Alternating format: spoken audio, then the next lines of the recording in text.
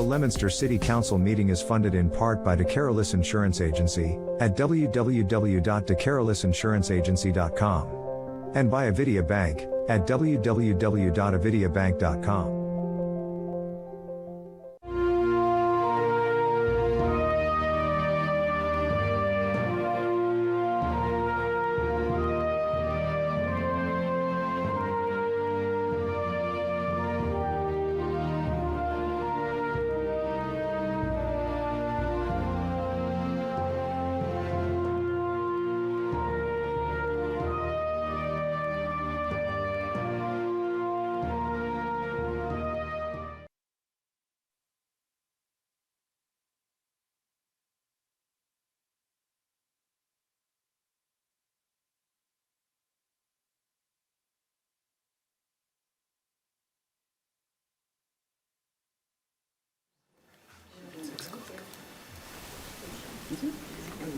Because I wonder used to play right.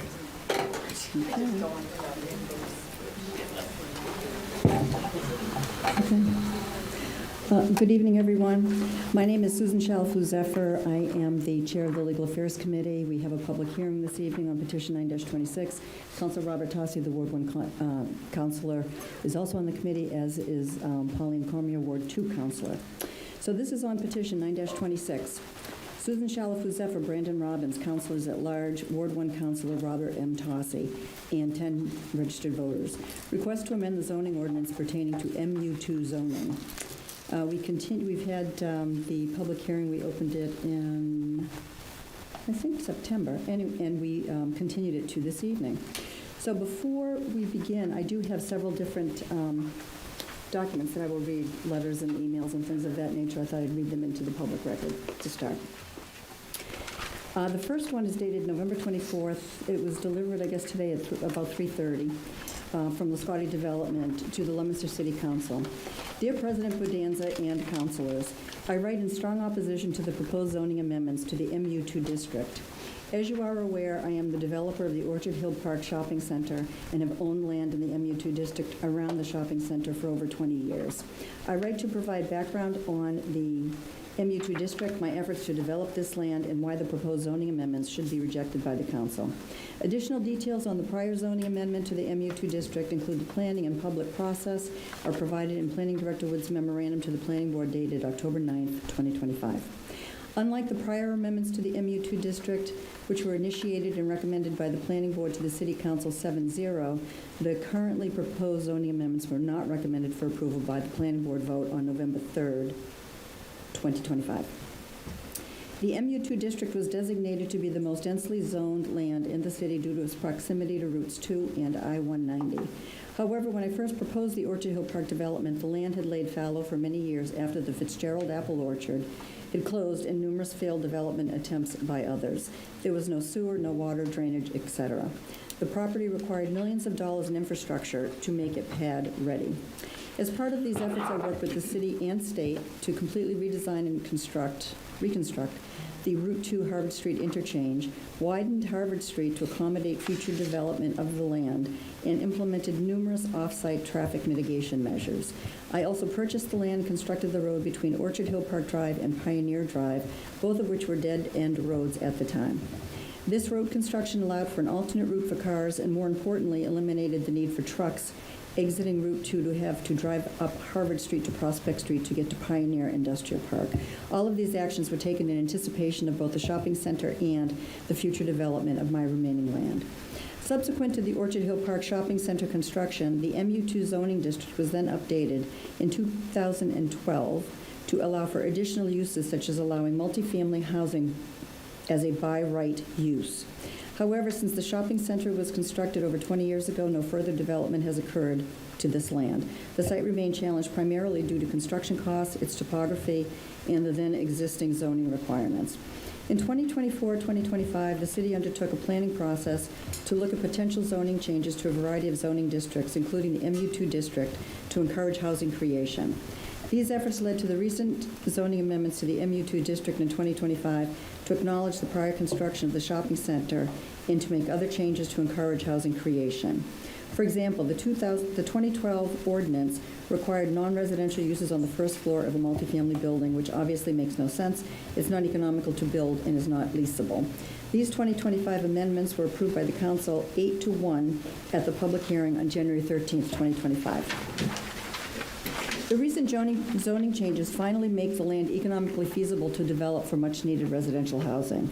The planning and zoning process of 2024 and 2025 was open and began at the Housing Committee. Recommendations from the Housing Committee were made to the Planning Board. The Planning Board then modified the committee's recommendations and submitted the zoning amendment petition to the City Council. Following submittal, the Planning Board held a public hearing and unanimously recommended approval of the zoning amendments to the City Council. City Council approved the 2025 zoning amendments to the MU2 district by an 8-1 vote only a few months ago. In contrast to the MU2 district amendments, the Council voted down 2 proposed Housing Committee recommended changes to the Residence B and C zoning districts. The MU2 district allows for reasonable but capped multifamily development, which is appropriate, as this district is one in which development has always been encouraged. In contrast, the council recently rezoned land on 435 Lancaster Street from MU1 to Business B and changed the zone to allow for residential uses with no density requirements. This other project was recently approved for 276 housing units on a little more than 6 acres, 40-plus units per acre. The proposed amendments would hastily undo the careful planning and zoning efforts of the Housing Committee, Planning Board, and this council earlier in 2025. The proposed amendments would prohibit housing by reintroducing the requirement that multifamily buildings must have non-residential uses on the ground floor. This would make multifamily projects uneconomic. Significant time, effort, and money has gone into making this land ready for development. Changing recently adopted zoning so suddenly and drastically sends the wrong message to those that may be interested in investing in Leominster. I urge the council to vote no on these proposed amendments. Sincerely, Greg Lascotti. Next is a letter also received today at 4:20 p.m. from Brian Falk at Myrick Law. Leominster City Council proposed amendment to MU2 zoning district. Dear councilors, on behalf of my client Wood Partners and its affiliate WP East Acquisitions LLC, I write in opposition to the proposed amendment to the multi-use District 2 provisions of the Leominster zoning ordinance under consideration by the City Council. We identified several procedural and substantive defects associated with the zoning amendment and raised our concerns with the city's legal counsel. The most significant defect, however, is the message this zoning amendment would send to anyone looking to invest in the city. The city amended the MU2 district requirements in January of this year after a careful and professional planning process, as detailed in the October 9th memo from the city's Office of Planning and Development. Relying in good faith on the new requirements of the MU2 district, Wood Partners commenced a lengthy and expensive process with the city to review its proposed multifamily community at 86 Orchard Hill Park Drive. This is a project that aligns closely with local and state priorities for new quality housing. This project's review process started in February with the city's technical review board and has proceeded over the following 9 months with city departments, the Conservation Commission, and the Planning Board. Wood Partners has worked diligently to address every concern about the project raised by city officials and peer reviewers. The city's rigorous process led to several changes in the project, such as decreasing the total number of units, increasing buffer areas and fencing to screen the project, and additional stormwater management controls. Wood Partners also agreed to a significant mitigation payment to help address sidewalks in the vicinity of the project. Wood Partners has assumed throughout this process that the city encouraged its investment of time and money through the council's vote this year to allow multifamily project by right. As often happens with multifamily projects, neighbors voiced their opposition, not just to discrete elements of the project, but to multifamily housing in general. That is not uncommon.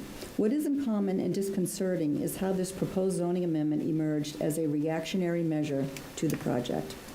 Zoning amendments targeting and reacting to specific projects are inconsistent with sound planning principles. If enacted, this amendment would have a harming effect on investment in Leominster more broadly beyond this project, this site, and this zoning district. The basic assumption that a project proponent can rely on the city honoring its zoning ordinance is an essential precondition to economic development.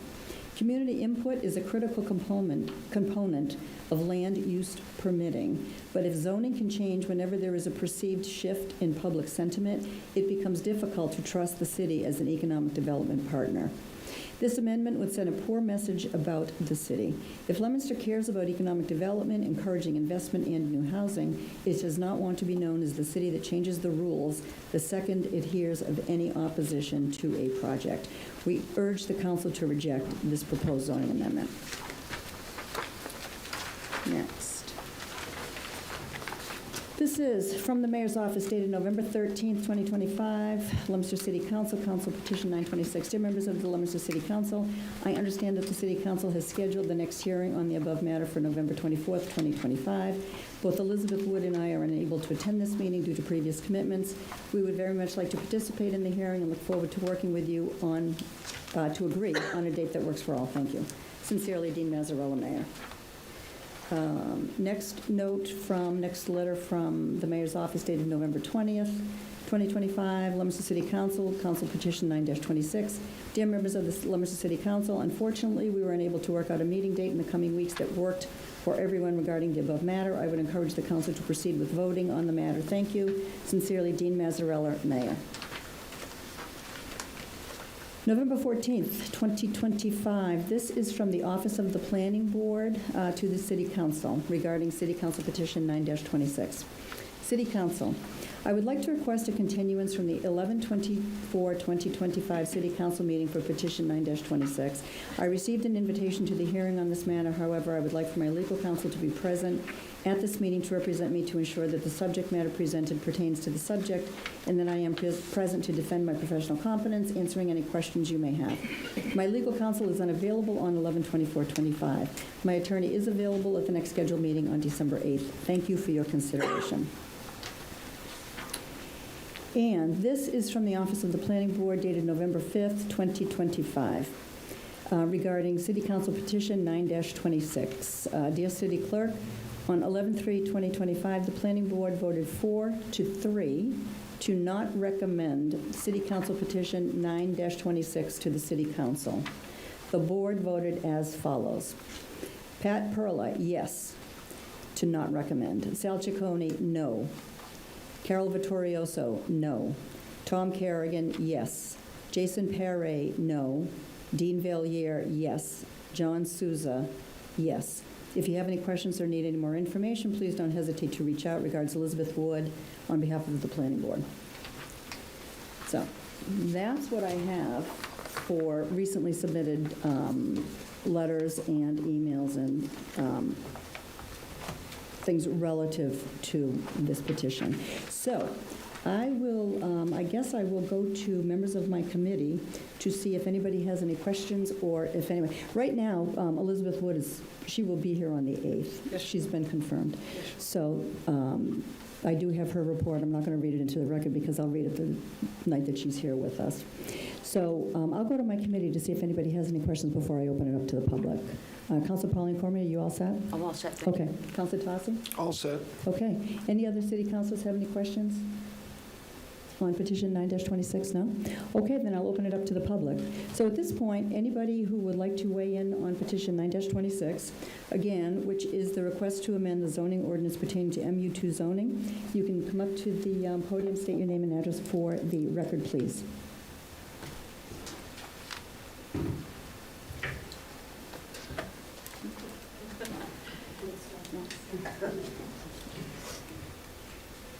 Hi, Haley Brady, 200 Harvard Street. I thought it was really interesting with Merrick's letter that this procedure started way back in February with the site plans and everything. The mayor signed this zoning into like officialness on February 14th. So this was already in the works before this zoning got amended. Anyways, I did prepare something though.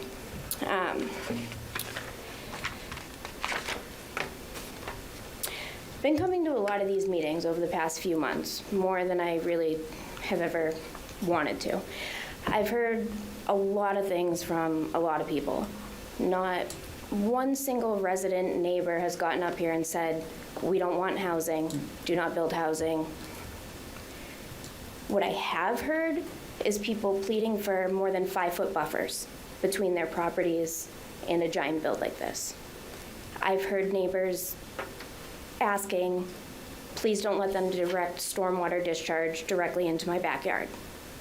I've heard a lot of, can we have basic safety allowances like sidewalks so I don't have to worry about my kids walking to the bus stop on an already dangerous road. All of those things were a fight and a struggle. No one here wants to stop housing. We just want the basic allowances that every other homeowner in this city is afforded. The project at Orchard Hills, this is the first. With the MBTA zoning, with the ADUs, the past year, our city, we're going through huge transformation changes. Like, this is the first example we have of that. But Ward 2 residents, especially on Funston, Monarch, Moore, State Street, I'm sure they'll be calling their counselor to complain about these things. The next will be the overlays in, is it Ward 3? For the same exact problems. Councilor Ardinger, I heard your, dissatisfaction with the ADU mandate and how the state is forcing us to do these things that we necessarily don't want, but we have to do. I'm sure your constituents might call you and say, hey, my neighbor's putting a mini mobile home park.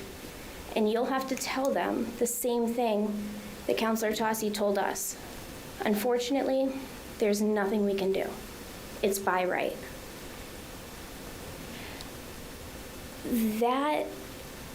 Those changes are mandated by the state. MU2 is not. We have to suck up and do a lot of things we don't want to do over the next year, 2 years, 5 years. This isn't one of them. This won't change the project at Orchard Hills. That's already going through. This will not touch that. It might not even touch the rest of the 70 or so acres because of the subdivision plans he put in. All this does is give the residents a little bit of hope, a tiny bit of hope that they're not going to have to be back here next month dealing with the same thing. They don't have to show up to 3 meetings a week with different boards to beg for more than a 5-foot buffer between a place they've called home for 80 years and a giant build-out. It gives the city some negotiating power with a special permit. You know, we just had to put a meals tax on to pay for the Fallbrook School. That's a necessary evil. We need those things. But when you give away your special permits, somebody can propose a giant build and this city has no negotiating power. You can't require them to put sidewalks in. You can't require them to throw money towards the school.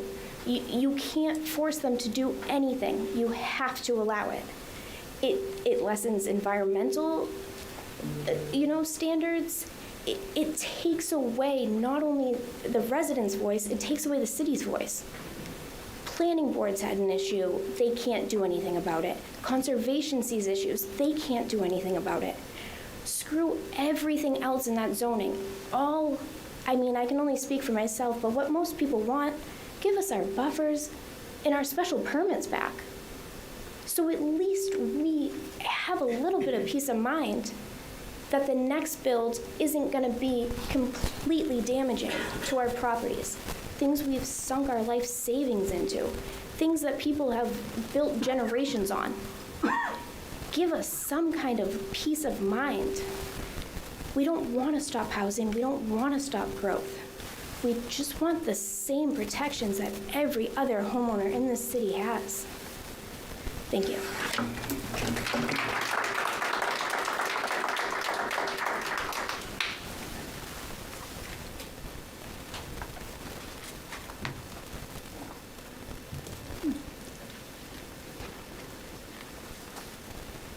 Good evening. Liz Macarella, 75 Harvard Street. Like Ms. Brady, I was also reacting a little bit to the lawyer's letters, the first of which noted there was a careful professional planning process that resulted in the MU2 zoning change, and the second is qualifying our petition to revert the zoning back as a reactionary measure. The careful and professional planning process did not involve any residents of the city in that housing committee. What it did involve were the landowner and developers. There is a document in the city archives from Mr. Liscotti which marked up the then current zoning with his handwritten changes for what he wanted to see. And then those changes got written into the independent consultant report recommending exactly the changes that the landowner requested. When you held your city council meeting in January to discuss the impact of the proposed changes, I know there were a lot of questions about what those impacts would mean in real terms. And I know that the planning director, Ms. Wood, was present but could not answer those questions. That's not a careful professional planning process. That's something that got pushed through very quickly without even enough due diligence to understand the numbers behind those handwritten zoning changes that got adopted. I was not aware of what was going on at the time, as were, I think, most people behind me in this room, because even though the zoning was going to change right next to these, the abutters, it was not necessary, apparently, to notify any of the abutters of the impending zoning changes. So they did not know to come and speak out on their own behalf. They did not have that opportunity for input, and I think that's critical. I don't see how you can review this process as careful and thorough and professional without notifying the people who are most impacted by it. And those are the city's residents, city residents who've been here for decades and had no idea of the enormity of the impact of that zoning change, because they didn't even know the zoning was proposed to change, because no one thought to tell them. Now, eventually it came out that the zoning had changed, and it came out because eventually people started to understand that there was a proposed development. Now, I say eventually because one of the changes of the MU2 zoning was that it removed the requirement to notify abutters of development next door to them. So this 86 Orchard Hill Park Drive development proposed by WP East was going forward without any residents living right next door knowing about it. They were not required to be notified because of this zoning change that we are asking to be rescinded. That is one of the biggest problems with the zoning as it changed. The qualification of this petition to revert the zoning back is a reactionary measure, which is a quote from the lawyer for WP East in his letter, is frankly insulting, because it is just, it could only have been reactionary since no one was involved in the process to begin with. So yes, we take issue with what happened, and yes, we are using our voice in our democratic city and this democratic country to speak out, and that is not reactionary. And to qualify it as such is to misunderstand this whole process and why we're all here before you tonight, because we care as citizens about the place that we call home, and we are here to voice those concerns to you, and that is by right for us. There's one of the few rights that we have as citizens going up against this kind of zoning change. We can speak up, and it is very disingenuous for a lawyer to tell us that we should just not speak about it, that we somehow had the opportunity if we had somehow known that this was going on before. So the zoning change that we are asking to have reverted back, it greatly increased the density. We all have heard this, from 12 units and change per acre to over 21 units per acre, and that's an enormous change. 12 units per acre is already a lot. 21 is excessive. But it also took away many of the tools of the planning board to address concerns with large-scale development. The first of these is the buffer, which went from a minimum of 50 feet to a maximum of 50 feet. The zoning changed to create a maximum buffer. That's pretty much unheard of, but now the maximum is what used to be the minimum. The abutters notice, as I've mentioned, went away.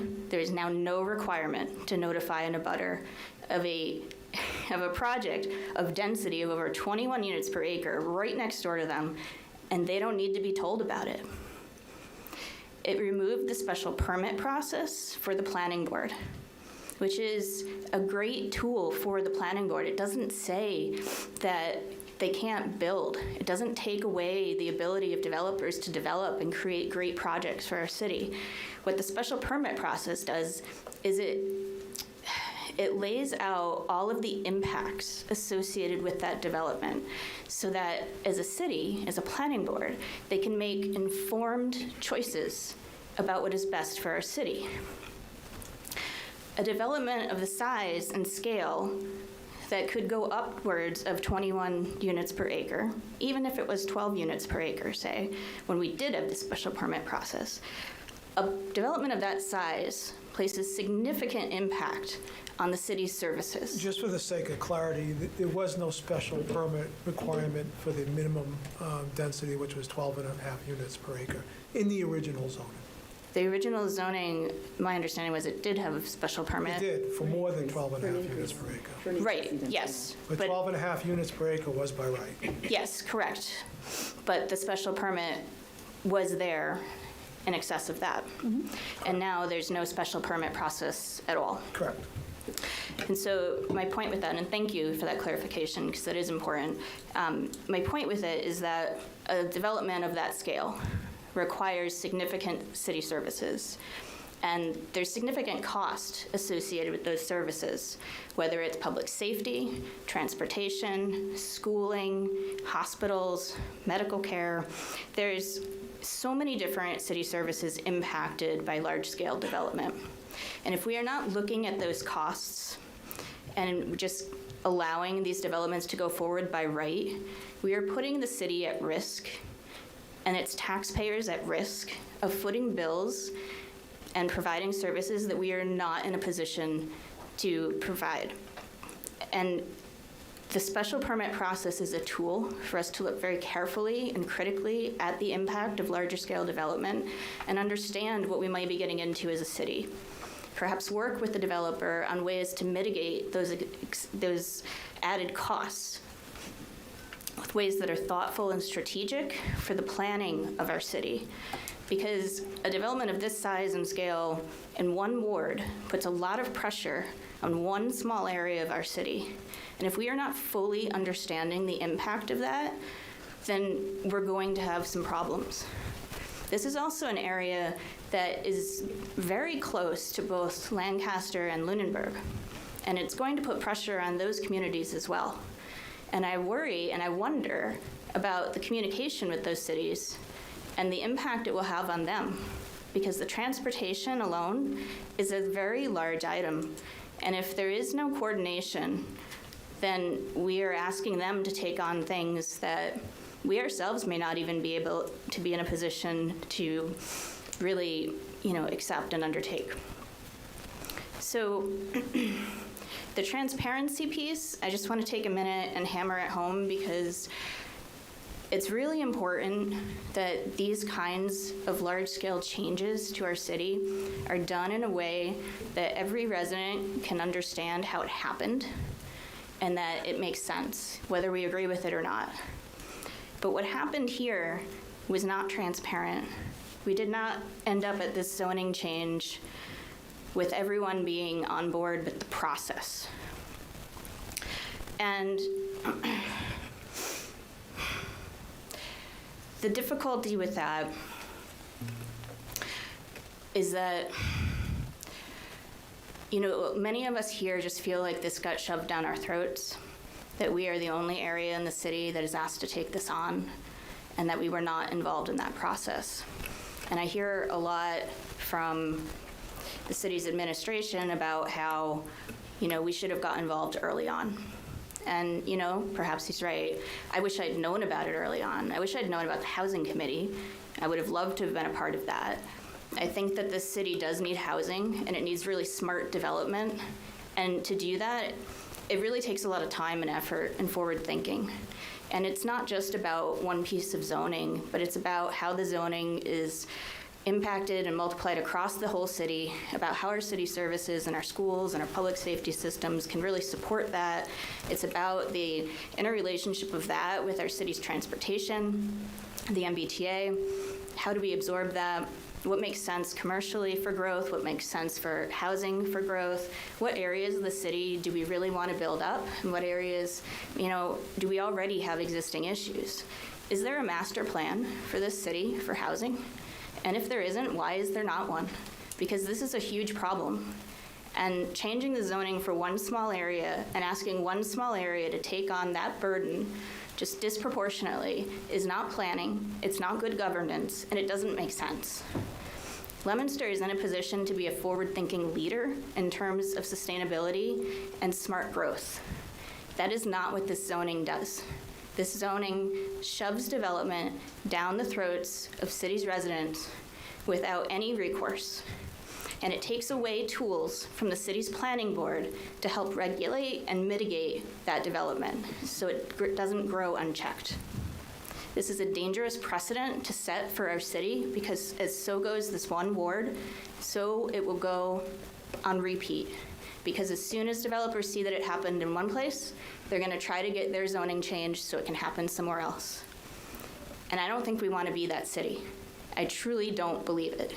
I think there's a lot of smart people here who want real solutions for our city's residents because we really deeply care about this city.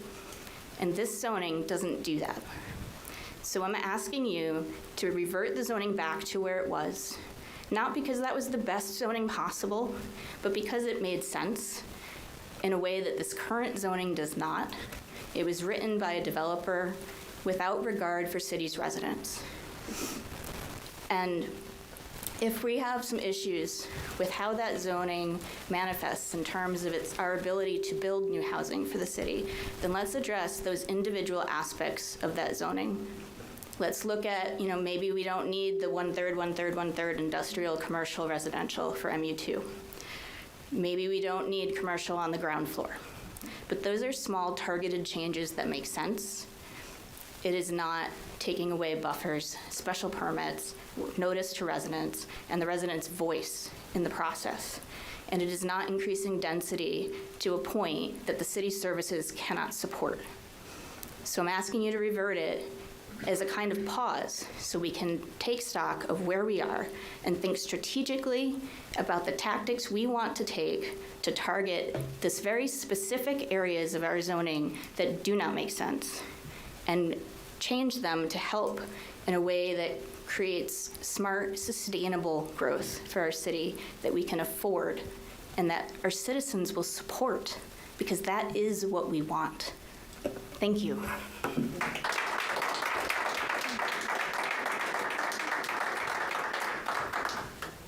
Hi, Chelsea Madison, 65 Harvard Street. I just want to second what Haley and Liz just came up and stated. I won't go into super details, but I just want to say I understand that Leominster needs housing. We are in a housing crisis. By changing this zoning, you have removed the voice of the residents. And I just want to state, we are also helping Leominster grow. We are having families, we're having children. We should be a part of this. Just as much as Wood Partners is a part of developing the city, we should be a part of developing the city as well. By removing our voice, you're not allowing us to have input in our own neighborhood, in our own backyard. We are worried about safety, we're worried about the impact, we're worried about the traffic. We're not worried about people coming into our city and not wanting anyone in here. We're worried about realistic issues going on. And I just ask that you guys please revert the zoning back to its original zoning so the residents that are here, that have their homes here, that are raising families here, feel like we are not being left behind while this city gets developed. Thank you.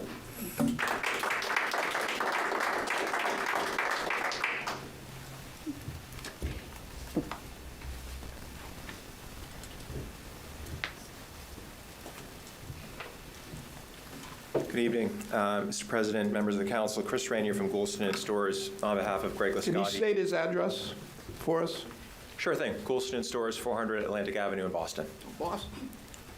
I'm here on behalf of Greg Liscotti and Liscotti Development Corporation, and thank you for reading his letter into the record. I just want to emphasize some of his comments.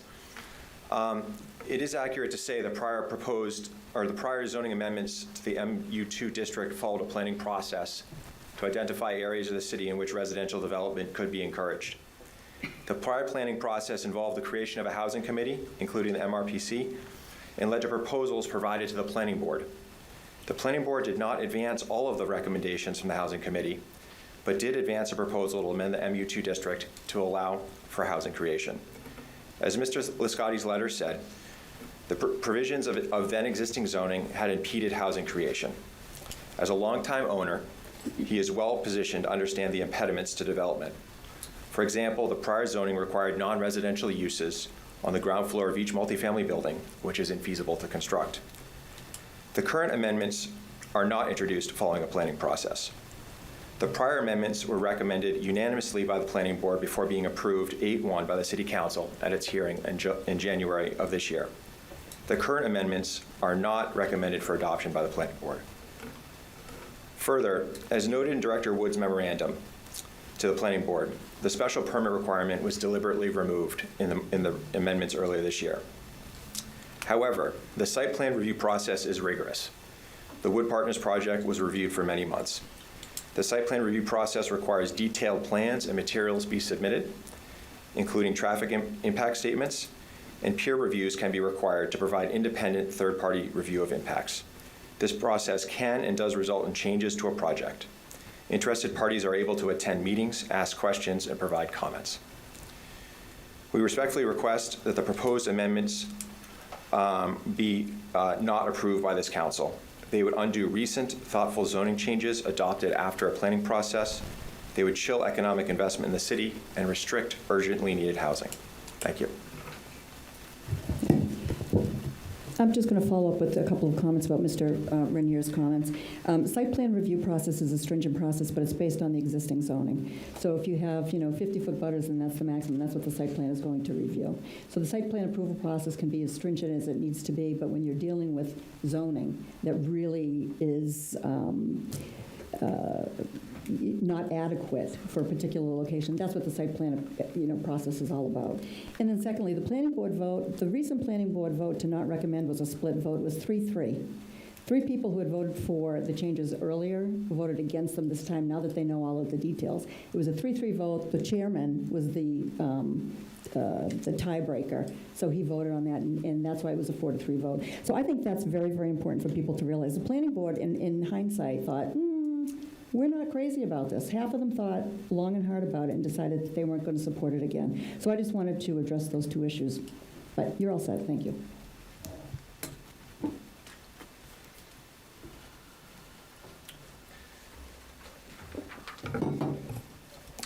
Thank you. Good evening. Spencer Holland, Counsel for Wood Partners, the developer of the multifamily project at 86 Orchard Hill Park Drive. Our law firm's office is in Westboro. Happy to give the address, if that'd be helpful. We're 1800 West Park Drive. Thank you for the opportunity to speak before you again in opposition to this proposed amendment. I will focus on topics that I did not address at the last hearing and that are not covered in my colleague Brian Falk's letter. But I do want to begin with one point I mentioned in my prior remarks because it is so central to this issue and I think bears repeating. Since 2012, the MU2 district has ostensibly allowed multifamily housing, and yet there has been no housing development. This inescapable fact has persisted despite the presence of almost every other condition conducive to housing development. It has lingered despite nearby commercial amenities favorable to housing, endured throughout years of record low interest rates and booms in development, stretched across unprecedented demand for new housing, and inadequate supply. So how has this fact remained? In a word, zoning. This council sought to change that, and it succeeded. In reliance upon the zoning changes adopted just this last year, my client undertook its multifamily project. They hired engineers and architects, paid for studies, submitted detailed plans, went through numerous public hearings, responded to public and peer review comments, and obtained site plan approval under the zoning that was then and is still now on the books. That is exactly how the system is supposed to work. To change the zoning now, after my client has done everything the city has required of them and thrust the project into non-conforming status, would undermine confidence in the city's permitting process. It tells my client, as well as future applicants, that even if they play by the rules might change if the voices in the room get loud enough. The proposed amendment would revert to a zoning scheme that demonstrably does not work. Of course, for many following my client's permitting, the prior zoning worked splendidly exactly because it stifled development. Now, we've heard earlier that residents are not opposed to multifamily housing in general. I can tell you from firsthand experience attending the planning board hearings that for many residents that is not true. They stood here at this podium and said unequivocally that multifamily housing does not belong at this site. And when they said as much, they were met with rounds of applause. Now, I'm not here to judge that impulse to reject neighboring housing development. It's not unique to the site. It's a phenomenon that's not unique to Leominster. It happens all over the country. There's a reason we have an acronym for it. And I'm heartened to hear that residents here in attendance today have a more nuanced opinion on that. But again, I can tell you from attending multiple planning board hearings, that was not always the majority view here. And so I want to point out, as this council is hopefully already aware, that there is a distinct asymmetry inherent in the permitting process and at play in this proposed amendment. Current residents turn out in force and object to multifamily housing. Their voices are heard. The pressure from their numbers felt, I'm sure. But who is not here? The future residents of the much-needed housing at this site. Or if they are here, they don't know they're in that category yet. Not here are the folks looking to move out of their parents' homes, the seniors looking to downsize locally, and everyone in between, the future patrons of local businesses and members of this community. Their absence does not make their needs less real. As policymakers, you have a responsibility that extends beyond the desires of the people who happen to be in this room today. You are charged with making decisions for the long-term health, equity, and prosperity of the entire city, both current residents and future ones. The easy vote may be to support the amendment because it aligns with the views of those present, but the responsible vote, the vote that reflects the values of inclusion, opportunity, sound planning, and the integrity of the city's permitting process, is to oppose it. Thank you.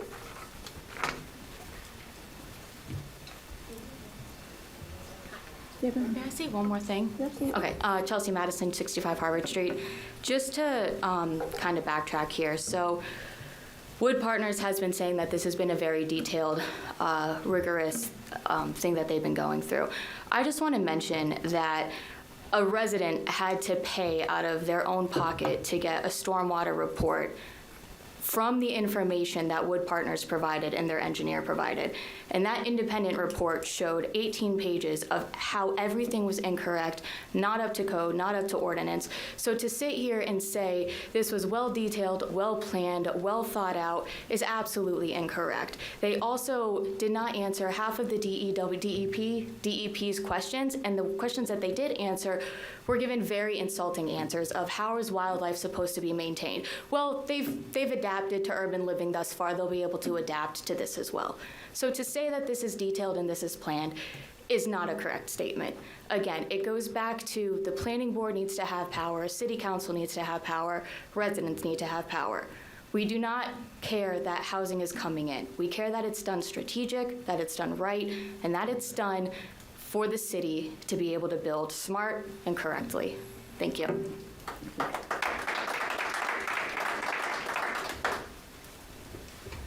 Donna Millette, 58 Sky Lane. I need to acknowledge that from the zoning in 2012 to current day, there's other reasons why the MU2 district was not developed, and that is because it was wetlands. If you look back at when an individual who was formerly employed by the city of Leominster did a delineation of that land, ignoring certified wetlands, certified vernal pools, that delineation magically allowed for this plan to move forward to the state that it is today. So I do think that that's important to mention because that gets left out a lot. Sure, it hasn't been developed and it had that zoning since 2012, but it was wetlands. This parcel was designated wetlands until it was magically delineated, excluding the important parts of it, so that now it can suddenly, with very, very liberal zoning, be overdeveloped. Thank you.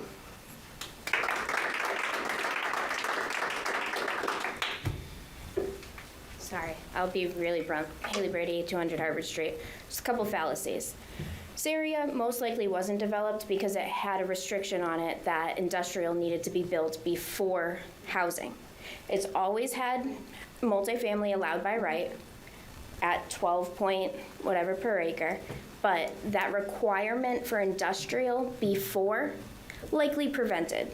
Because as we've seen, we got the grant, we built the road trying for industrial didn't work. So revert that. Take away that, the requirement that only a third of this district could be built out for multifamily. That's fine. I don't think anybody here cares about those provisions.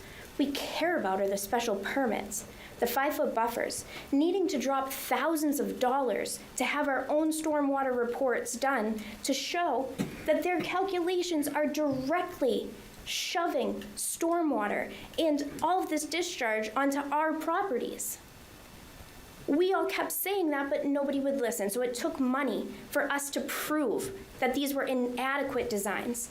And you know what? The litigation for Wood Partners, he is correct. Who's not here? Future Leominster residents. And if they were, I'm sure they would love to know. So Wood Partners has a special contract with Greystar Property Managers. All of Wood Partners' properties will be managed by Greystar. If you research them, DOJ has multiple lawsuits out against them, FTC, class actions in Arizona, California, Colorado. The DOJ ones mostly because they charge service members after being deployed, still held them accountable and charged them rents and wouldn't let them back out of their leases. The FTC, mostly because of junk fees. Trash valet, mail services, forced to use their... For the FTC to have multiple lawsuits against you, it's habitual. It's a practice. So Wood Partners is the developer, but this property will be managed by Greystar, and I implore you to look them up. And it will give you a sneak peek of what the future Leominster residents living at these properties will be dealing with. Staring at the back of a Target wall because they are trying to get the max build out possible in this area. Unwilling to scale it back minimally. That would make the residents happy, would make future residents happy, would mitigate all of the issues. Thousands of dollars wouldn't need to be dropped into these stormwater plans if they weren't trying to squeeze every last inch. So hearing that just got me a little fired up, because when we have these new residents, we're gonna have to be dealing with these issues. And the city as a whole doesn't have the money for litigation to deal with it. They shouldn't have to. The state of Massachusetts shouldn't have to take out these class action lawsuits, like unfortunately a handful of other states have had to do because of their practices. The other one with the FTC was their coordination of algorithmic price fixing. They're the largest developer of multi-family homes in the entire nation. Well, they coordinate and they raise their prices. It's a coordinated effort across the entire United States to keep rent prices high.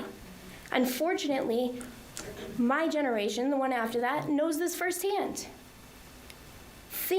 You're pricing us out of everywhere. And yes, we need housing, absolutely.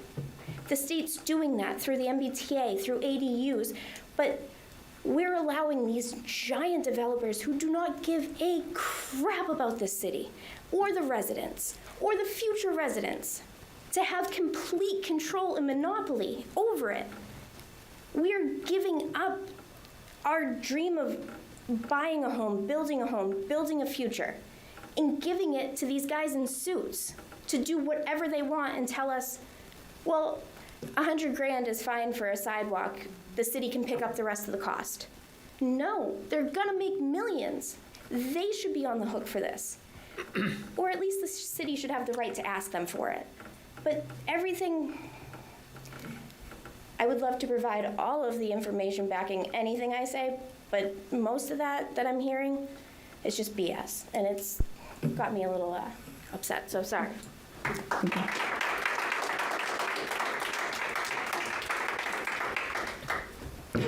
Liz Macarella, 75 Harvard Street. Following up on that, the future residents of the 86 Orchard Hill Park Drive property development, he's right, they're not here, but they're also not our city's elderly or grown children trying to get out of their parents' homes. This is not affordable housing that they're building. This is market rate housing. And if I remember back a month or so ago, when there were the elections going on and there was the debates, I believe most of you were asked a question about housing for the city and about whether we wanted affordable or market rate housing and which should be the priority. And of all the debates I watched, and granted I don't think I caught everyone, but I caught quite a few, everyone said affordable housing. No one said market rate. There were comments about there need to be a balance But when people needed to choose one or the other, they pointed to affordable housing, and they pointed to the problems of our aging population here and growing children who need to get out of their parents' homes. And that is not what this housing is about. One of the reasons that this site hasn't been developed previously, in addition to the fact that the industrial development was a known impediment to the residential, but the other issue is the topography, the grading, the water table only being about 18 inches below the surface. It makes it all very, very difficult and challenging to build on this site. And then you throw in the certified vernal pools and the wetland delineation, and you have to be pretty determined to build on this particular parcel of land. You also need to be very, very careful. We all know about the flood that happened here 2 years ago. We should be thinking really hard about the kind of development that we want so that we are not exacerbating the flooding problem for the city. And If we're going to start discussing flooding, I think we're getting a little far afield from what's before us. My I think the latitude should be great, but, we need to constrain this to what's before us. okay, then my tie-in for that is that I believe because of the need for the housing, we are looking at tougher sites to put that housing on. And we're looking at them as more viable options than we did in the past because of the great need. And my point with that is that when we're looking at these sites that are tighter and harder to build on, we need more oversight and more tools to make sure that those developments are done well and correctly for the city. We don't need less oversight and things being allowed by right, because these sites are more challenging. I'm a professional architect. I'm not just saying this because I've read it somewhere. This is my bread and butter, and I understand it. I understand what goes into a well-thought-through development. We don't need things by right. You want your professionals involved in the project to do their due diligence, and you want them to include that data to the city. And speaking as a professional, it is my privilege to be able to present projects like that to a community. And I'm not burdened by having to prove why something would be good for the city. It should be good for the city, or I'm not doing my job. And if somebody is trying to come in and saying that because there is regulation, because there is oversight, because more data is needed, that is somehow a burden on the professional planning and development side of things, that is simply not true. That is part of that profession, and that should be a part of the profession in the city as well. Thank you.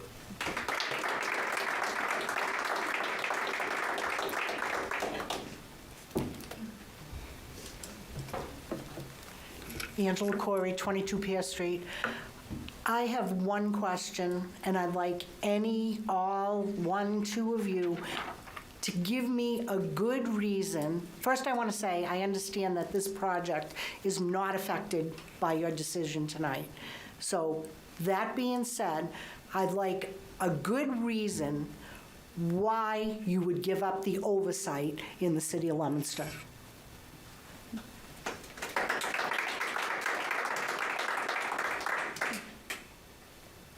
Is there anybody else in the audience who would like to speak about in support or against 926?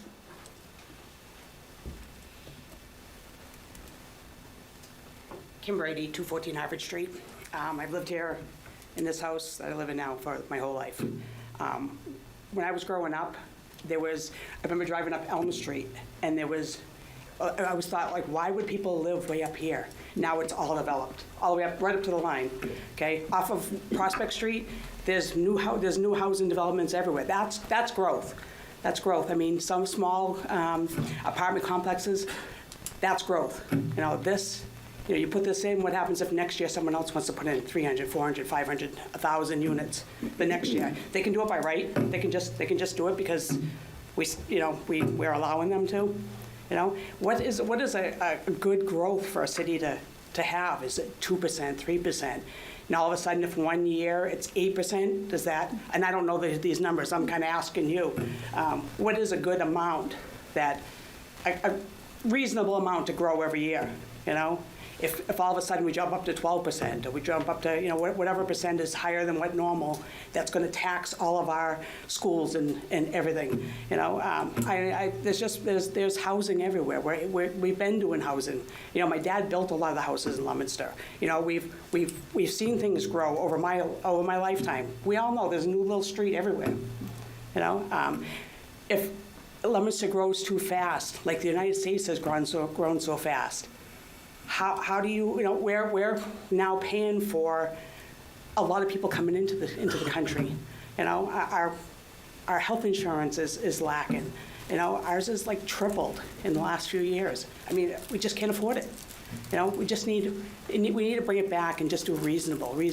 If you let this go in and other developments go in, then for the next few years, do you back off and say, okay, we've really stretched things. Now it's too late. The schools can't afford, all of these kids in there. So what's reasonable? Can you say we can only have so many building permits for the next couple of years because we've taxed everything? Can we just slow down on something? Other towns say, we're only going to grow so much every year. I mean, can we be that way? Can we just grow a reasonable amount instead of a lot? You're just saying that, all the ADUs, everything's coming in. Can we just keep growing? When is enough? When is Leominster full? When do we max out? Do we just keep going because they're allowed to? Do we just keep giving out building permits and, what's enough? Yeah. Is there anybody else in the audience who would like to speak either in support of or in opposition to petition 9-26? I'll ask for a second time. Is there anybody in the audience who'd like to speak? And for a third and final time, is there anybody who'd like to speak? Is there any city councilor who would like to have any comments or whatever? All I would say is, I think it's been borne out, since 2012, this project could have been constructed with 225 units, by my calculations, 12 and a half by right per acre, no special permit required. That math, if it serves me, is 225 units. What happened here, and some of the speakers pointed it out, the significant or most significant thing that happened is the removal of the requirement that the first floor be used for a commercial purpose. That's the most significant thing that happened. When we were trying to save North Leominster from the requirements of the MBTA project or law imposed on us by the state, we considered requiring that those units have commercial use on the first floor, and we were told it's a little aggressive because you'll never build a single unit. We moved a lot of that housing out of North Leominster to South Leominster and to the western side of Leominster. In my view, that's the most significant thing that happened, is the commercial use was eliminated. Now, the special permit required was for more than 12 and a half units. So if you were to get to where the project is now, or what's proposed right now by Wood Partners, you would need a special permit to build the 75 or so units that is what's on the table right now. That's the facts. I just wanted to point that out. Yeah, I mean, the density, the density change, it was 75% of an increase by right. 75% by right. There's no more special permit, above a certain level. 225 to 308. I don't think that's 75% increase. It is a 75% increase. How do you get 75% from the district, from 25 and 75, add those up and divide 75 by 300? I don't think that comes up to 75%. It was, because it went from 12.4 units per acre by right up to 21.8 acres by right, 21.8 I'm talking units by right. It's still not 75%. It is. It's 9 extra units. 12 is more than half of 21, so I don't know how you get to 75%. The math doesn't work for me. It's 9, well, that's what it is. I've done the math, right, a bunch of times. It's So 7 anyways, o'clock. 7 o'clock, so we will start our meeting. So at this point, my recommendation is to keep the public hearing open. As we had said earlier, the planning director is going to join us on the 8th. All right, so just in fairness, because we talked this afternoon, that will require further time. Right. And we'll vote on that during the regular meeting. So, it's 7 o'clock. Let's start the meeting with the pledge. Pledge allegiance to the flag of the United States of America and to the republic for which it stands, one nation, under God, indivisible, with liberty and justice for all. We'll start with a roll call with councilors in attendance, starting with Councilor David Cormier. Present. Councilor Pauline Cormier. Present. Councilor Arndinger. Present. Councilor Noseworthy. Present. Councilor Tossi. Present. Councilor Shalfo Zephyr. Present. Councilor Roberts. Present. Councilor Frida. Present. I shall be marked present. All 9 councilors are in attendance. Does the chairwoman of records have a report? Mr. President, I have reviewed the minutes from September 22nd, 2025. I haven't heard any comments and objections from any other member of the council, so I'm saying that they are in good order, and I'm asking them to be filed. Very well. Unless there's any objection, those be put on file. I'd entertain a motion for recess. Councilor David Cormier, Councilor Arndinger. Any discussion? All in favor, please recognize usual way. We are in recess. So this is a continued public hearing on petition 3-26. Glenn Eaton, Executive Director, Montechusett Regional Planning Commission, request to amend the zoning ordinance to replace Article 15, accessory apartments with a new Article 15 that complies with recently passed state law and make other changes to implement the new ordinance. Nobody is here from the MRPC.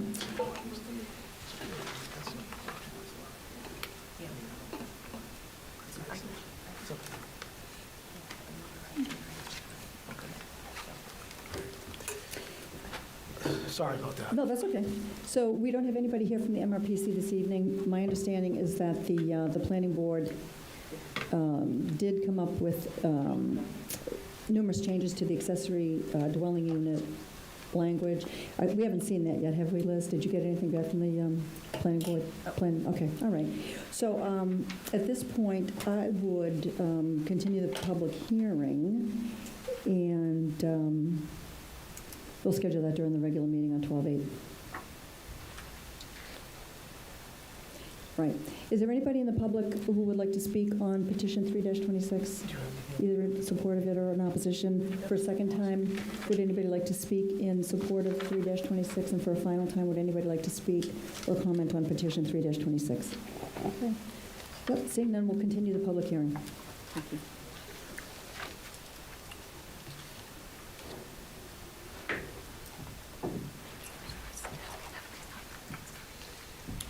You all set? Yeah. Okay.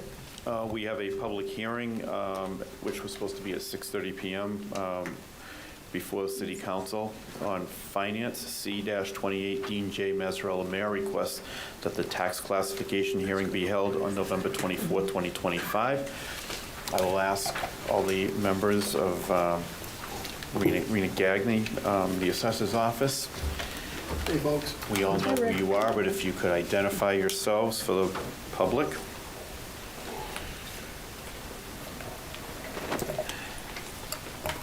Good evening, everyone. I'm Rena Gagne, Chief Assessor. Good evening, Steve Spagnolo, Assistant Assessor. Rick Dondero, Assistant Assessor. I'm Jennifer Reddington, the City Comptroller. Thank you all for being here this evening. With me this evening is the other members of Finance, Councilor Cormier, Pauline Cormier, and Councilor Tossi.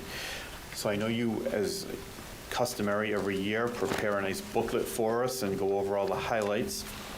So at this point, I'll let the floor be yours, and you can explain to us and the public the data that you've put together, and we'll have some questions, comments, discussion, and then ask what you recommend we do for the next year.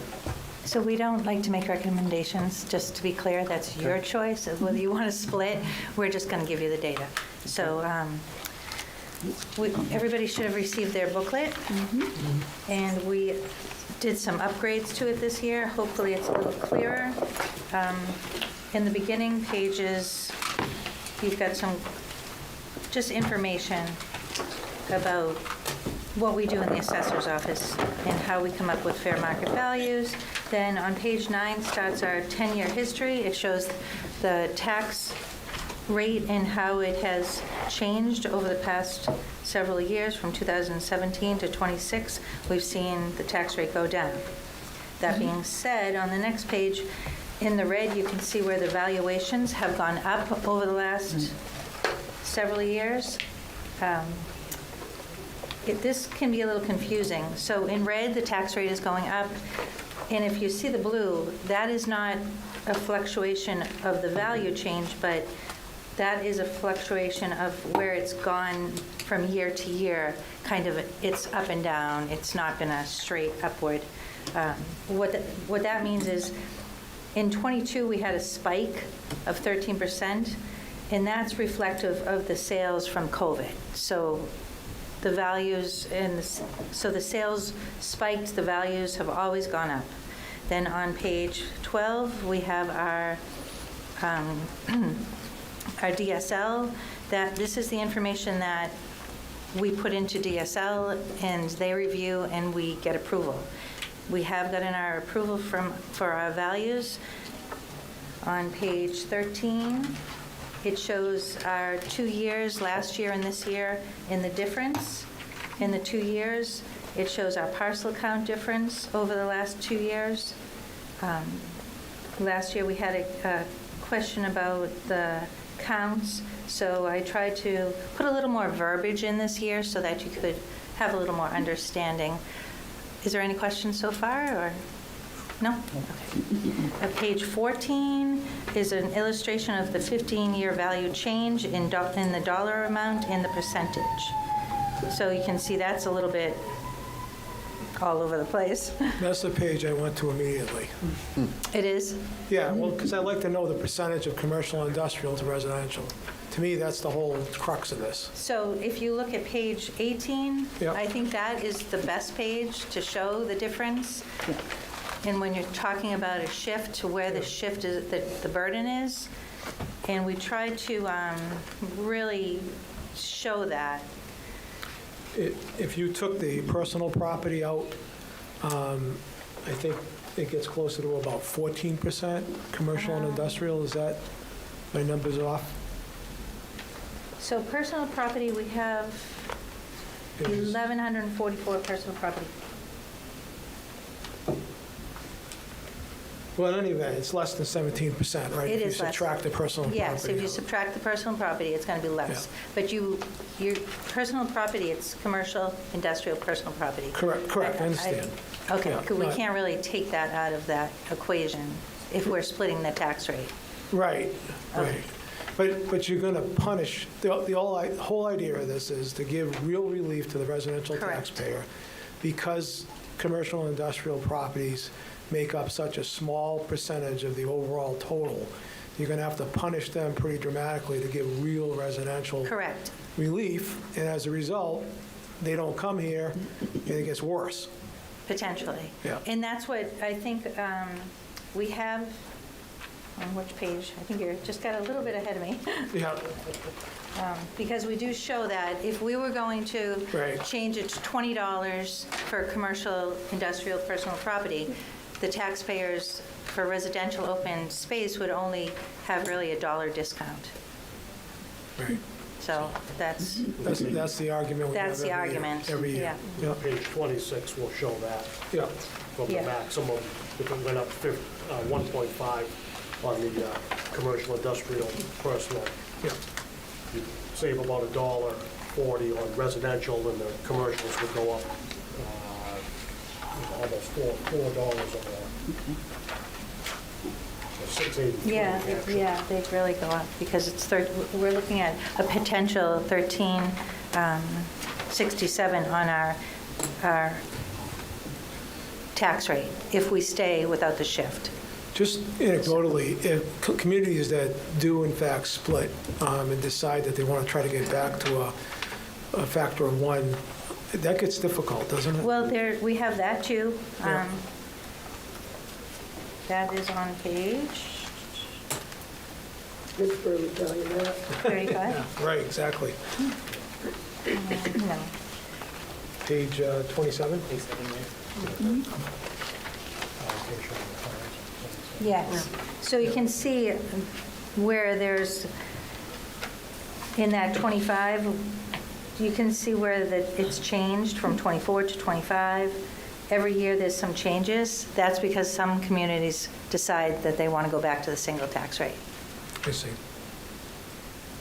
So from 24 to 25, there's a 10 city difference where it's dropped. Do you see that? Yep. Yeah.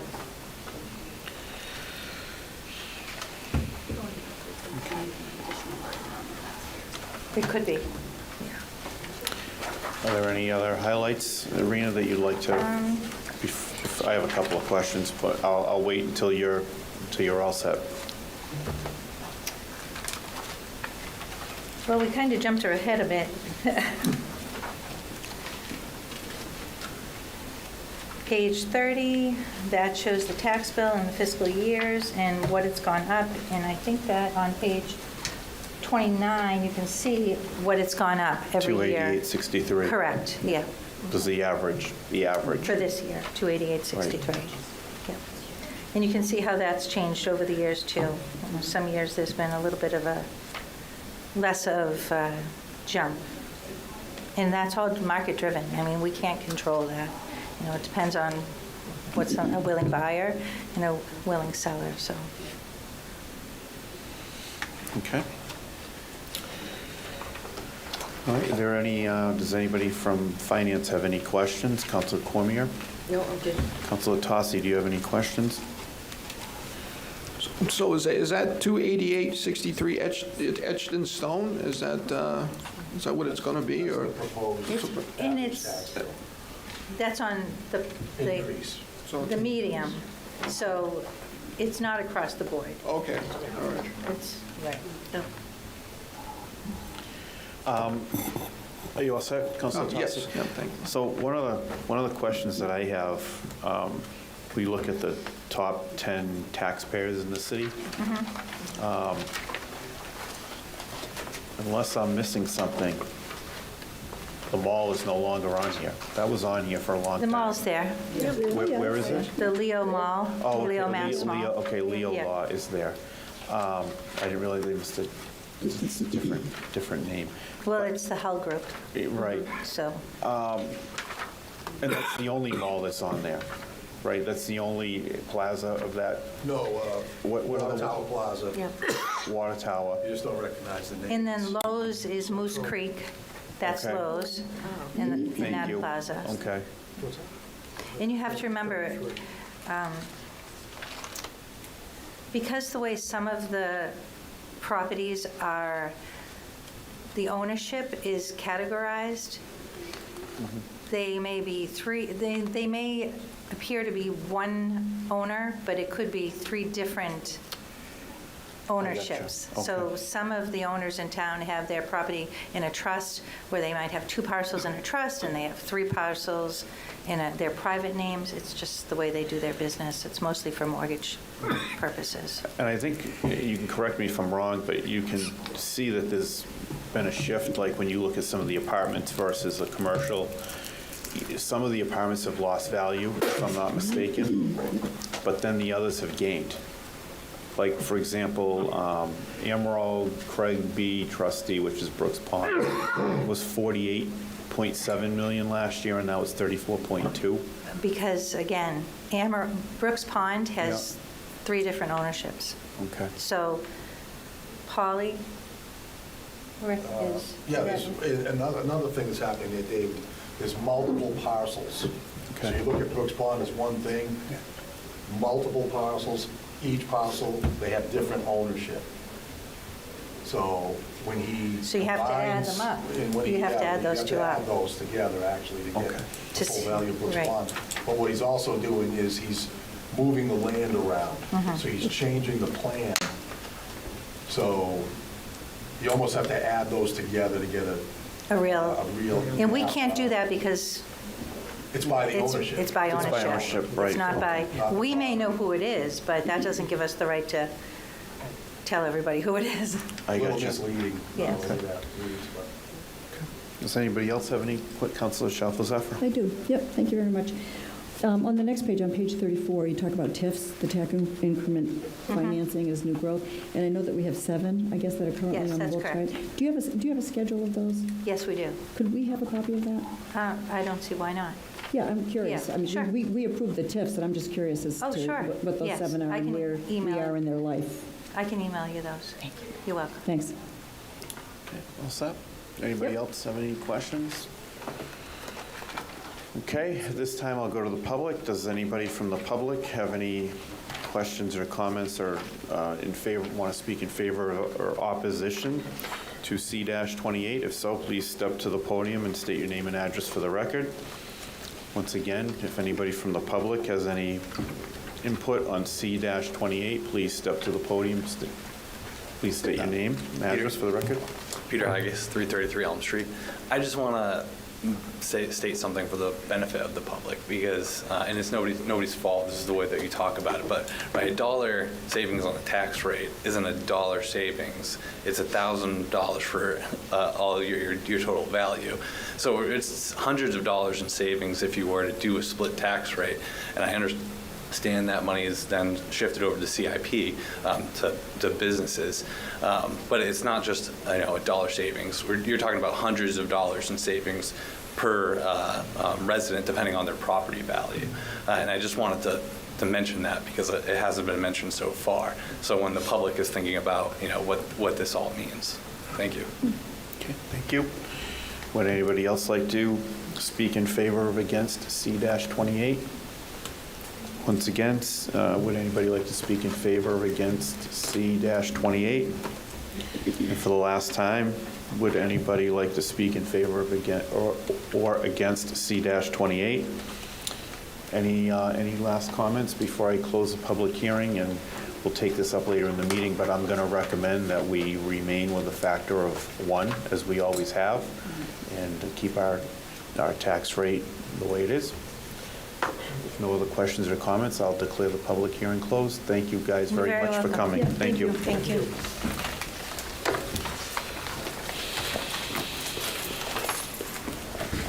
That's it, let's get ahead with it. Here we go. This is a public hearing, a 6:35 public hearing at 7:20 on petition 21-26, Massachusetts Electric Company doing business as National Grid of North Andover, Massachusetts, that it desires to construct a line of underground electric conduits, including necessary sustaining and protecting fixtures under and across the public way or ways herein after named. Wherefore, appraised that after due notice and hearing as provided by law, it be granted permission to excavate the public highways and to run and maintain underground electric conduits together with such sustaining and protecting fixtures as it may find necessary for the transmission of electricity. Said underground conduits to be located substantially in accordance with the plan filed herewithin marked Main Street, Leominster, Massachusetts. The following are the streets and highways referred to. Plan number 305-79379 Main Street, National Grid to install beginning at a point approximately 31 feet south of the center line of the intersection of Green Street and Main Street. Remove existing tree guy and install 6-foot sidewalk guy on P15 Main Street. I believe we have a representative from National Grid here. If you'd like to come up to the table and give us the overview of the work. Good evening. We have 3 petitions tonight, I believe. Could you just give us your name, please? Oh, I'm sorry. Yeah, Lenny Martinez. Thank you. On the corner of Main Street and Morton Street, we're looking to install an anchor on pole 26. We're starting with the Green Street, Main Street. Sorry, yes. Thank you. Green Street and Main Street, we want to install an anchor on that pole 15 and remove that tree guy that's there. I'll go to members of my committee first to see if there are any questions. Councilor Frida? No. Councilor Noseworthy? No questions. The rest of the council, any questions? Before I go to members of the public, I just want to read the 2 referrals that we got back on this petition because the one from the DPW matters with regard to a comment that was made. So we referred it to the police department. We received a letter back on November 17th from Sergeant Robichaud. Good morning. The Leominster Police Department is not opposed to and has no comments regarding the 3 petitions from National Grid. We also received a letter on November 14th from Ray Racine, the DPW director. It says, Dear Elizabeth, the Leominster Department of Public Works has reviewed the petition to install a guy on Main Street and offers the following comments. The DPW approves the petition as submitted. However, the city is still waiting for National Grid to finish petition 2-25 on Lancaster Street. The failure to remove the tree results in the DPW not being able to finish the sidewalk. As a result, the sidewalk is not ADA compliant. Please let us know if you have any questions. Sincerely, Raymond Racine, DPW Director. When we got that letter back, I asked the city clerk to reach out to National Grid with regard to that petition, and I am trying to find the email that I got back today. I apologize. Was that the tree we tried to save? That's the tree that's still there. Famous You will the tree It's all that we tried to save. That's right. It's literally just a trunk right now. Everything's been cut off. So the email that we received back from National Grid says the following: the tree has been removed down to the guy wire. The remainder of the tree butt cannot be removed until the guy wire has been taken out. The guide out pole isn't in great shape, so that will need to be done at the same time with OH, a forestry crew, and log truck. Dan has this job. It has been handed off to OH contact crews. We have discussed scheduling it in early to mid-December. I just want to make sure that everybody had that reference before we moved forward. With that being said, I'll go to members of the public. Is there anyone in attendance that would like to speak in favor of or against petition 21-26? For a second time? For a third and final time? Seeing none, Mr. President, I'll close this public hearing. Might have a Yule log by then. Might, just might. This is a 6:36 public hearing on petition 22-26, Massachusetts Electric Company doing business as National Grid of North Andover, Massachusetts, that it desires to construct a line of underground electric conduits, including the necessary sustaining and protecting fixtures under and across the public way or ways hereinafter named. Where appraised that after due notice and hearing as provided law, it be granted permission to excavate the public highways and to run and maintain underground electric conduits together with such sustaining and protecting fixtures as it may find necessary for the transmission of electricity. Said underground conduits to be located substantially in accordance with the plan filed here within marked Main Street, Leominster, Massachusetts. The following are the streets and highways referred to: Plan 30579-379 Main Street, National Grid to install, beginning at a point approximately 30 feet south of the center line of the intersection of Morton Street and Main Street. Install 6-foot sidewalk guy on P26 Main Street. If you'd like to give us the quick overview on this one. We just wanted to install a guy on pole 26 on the corner of Main Street and Morton Street to make sure the pole doesn't fall over at some point. I don't have any questions. Councilor Frida? Councilor Noseworthy? No questions. The rest of the council? I have a quick question. Go ahead. So I'm just looking at the sketch. So a new pole 1 is on the corner of Morton and Main, right? Is that a new pole? I show it as existing. Okay. And does it reach across the street for I'm confused. What are you eliminating and why? And where are you putting in the sidewalk guy? On pole 26 on Main Street. Yep. We're looking to put a sidewalk guy on that pole. I would assume to anchor back pole 1, but I'm not 100% sure. I don't show that here.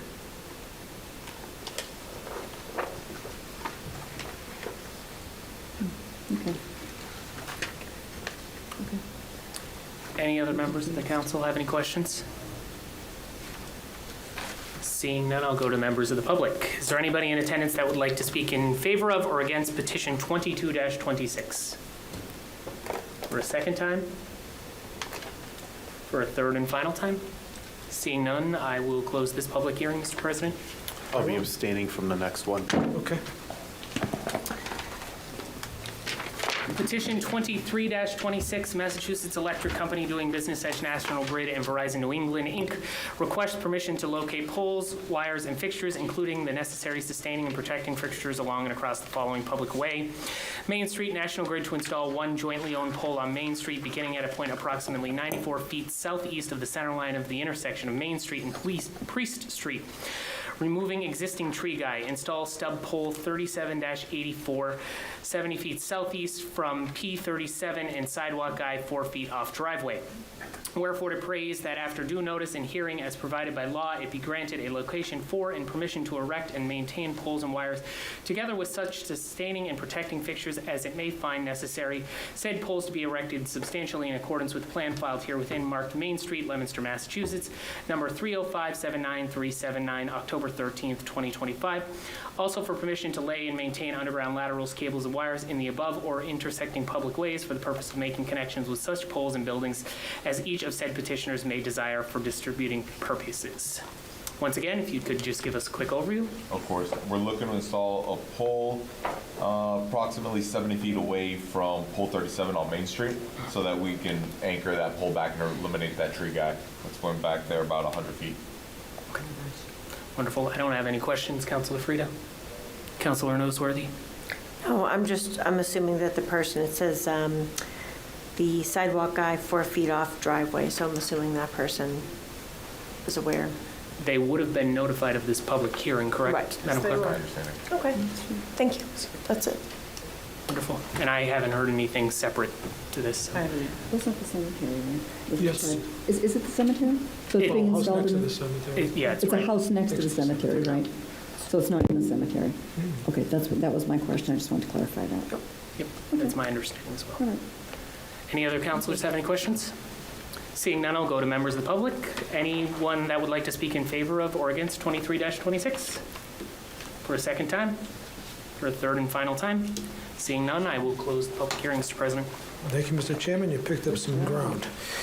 All right, we'll now conduct the public forum. The public forum is an opportunity for any member of the audience to speak on a matter specifically listed on the council agenda. Speakers will be asked to come to the microphone and state their formal name and address, along with identifying the specific item or items they wish to address. Each speaker is respectfully asked to keep their comments within a 2-minute time frame. The council will not be responding or answering any questions. However, at the discretion of the council president, clarification may be given. And we have one sign-up who spoke in the public hearing, Haley Brady. Okay. Is there any other member of the public not listed on the sign-up sheet that wishes to address the city council this evening on an agenda item? And for a second time, is there any member of the public that wishes to address the city council on an agenda item?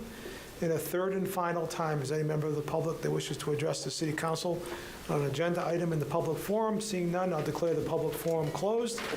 And we will go into communications from the mayor, starting with C-29. Dean J. Mazzarella, Mayor, requests that an appropriation of $293,402 be made to the Public Works Capital Outlay Expense Account, the same to be transferred from the stabilization account. These funds are for the purchase of a new international 6-wheel dump truck and sander. C-29 is referred to the Chairman of Finance. C-29 is first time on the calendar, Mr. President, regular course. Very well. C-29 has been given regular course. Moving on to C-30. Dean J. Mazzarella, Mayor, requests that the City Council of the City of Leominster, on behalf of the pursuit to the authority granted Chapter 82, Sections 21 through 24, and Chapter 79 of the Massachusetts General Laws as amended, and any and every other power and authority which is hereunto in any way enabling, take by eminent domain, permanent and temporary easements for any and all purposes for which the public ways are used in the City of Leominster, including without limitation for the construction and maintenance of rights-of-way, sidewalks, drainage, utilities, and other structures and/or appurtenances. And/or for any and all other purposes and uses incidental or related thereto within parcels of land located on or near Lancaster Street and Union Street and shown on a plan entitled 2025 Lancaster Street Layout and Easement Plan, and a plan entitled 2025 Union Street Layout and Easement Plan, both dated November 21st, 2025, and prepared by GCG Associates Incorporated, copies of which are on file with the city clerk.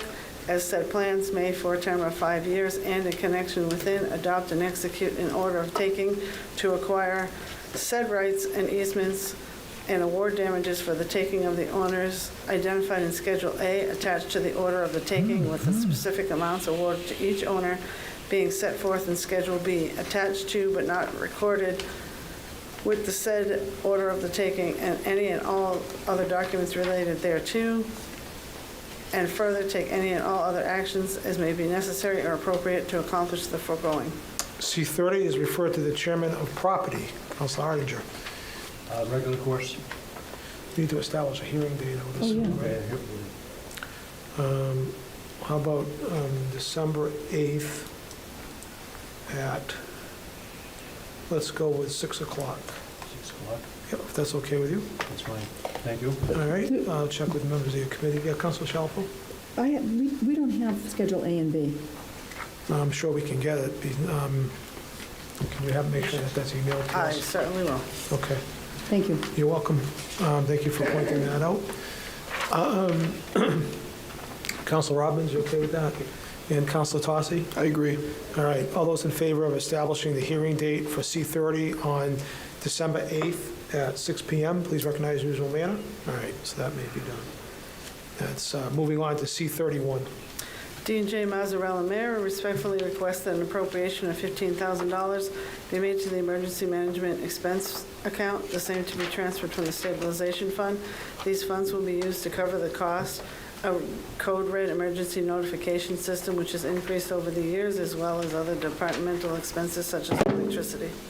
C31 is referred to the Chairman of Finance. First time on the calendar, Mr. President, regular course. Very well. C31 has been given regular course. Moving on to C32. D&J Mazzarella Mayor respectfully request that an appropriation of $1,227.35 be made to Perma-Line Corporation of New England out of the mayor's capital expense line in the general fund, the same to be transferred from the opioid stabilization fund. Regarding, we previously purchased 25 signs and have recently purchased an additional 25 signs to install throughout the community. These signs fall directly within the guidelines of the opioid settlement regulations, which allow for funding of public awareness and prevention initiatives. C32 is referred to the Chairman of Finance. First time on the calendar, Mr. President, regular course. Very well. C32 has been given regular course. Moving on to petitions. First time on the agenda, starting with 26-26. Richard M. Marchand requests the use of the city's properties to host the 33rd Annual Johnny Appleseed Arts, Cultural, and Multicultural Food Festival on September 19th, 2026, in the heart of downtown Leominster. In the event of inclement weather or other unforeseen circumstances, they request approval for a postponement date of Saturday, September 26th, 2026. To ensure the safety and enjoyment of all attendees, we respectfully request the following street and parking area closures from 5 a.m. to approximately 7 p.m. on the day of the event. Street closures: Upper West Street from School Street to the intersection of Mechanic Street, Park Street entire length, Main Street from the intersection of Mary Ave to Park Street, including the front of Monument Square. Parking lot closures: City Hall parking lot, adjacent parking lot next to City Hall, city parking lot between First Baptist Church and First Church Lutheran. This lot will be designated for handicap parking and for individuals with health challenges to ensure accessible entry to the festival grounds. 26-26 is referred to the Chairman of City Property. This is an ongoing petition that we review every year, and at this point I would suggest regular course and with a referral from the police and DPW. Okay. Any public hearing required by this? No? No. Okay. All right, so 26-26 is being regular course with referrals to the Police Department and DPW. Moving on to matters before the City Council, starting with the financial report. Thank you, Mr. President. We began our fiscal year on July 1st, 2025 with the stabilization Account balance being $24,173,510.41. We've earned interest in the amount of $174,186.94. To date, we will have spent, provided the appropriations that are on there for the first time as well, $2,385,402, which would leave us with a balance of $21,962,295.35. The capital stabilization began with $4,593,191.62. We have spent $2,261,190, and that leaves us with a balance of $2,332,001.62. And the opioid stabilization began with $577,545.87. We've received proceeds in the amount of $159,226.25. And we have spent and will have spent, provided C-32 is also passed, $249,371.46. And that'll leave us with a balance of $487,400.66. And that is the financial report. Any questions? Councilor Shalfo-Zephyr? Yeah, through the chair to the Ward 3 Council. Any news on free cash? I have not heard For the anything yet. process? I will double check with her. I know that last year it was submitted, I think, the week of Thanksgiving. So it's. I thought it was earlier, but. Yeah, it should be soon. I'll see if I can get a date from the comptroller. You're welcome. Okay, all right. Moving on to finance and C-26, is the chairman ready to report? Yes, Mr. President. C-26, Dean J. Mazzarella Mayor requests that the Patricia and David LaPlante Scholarship Trust Fund for Leominster High School be established.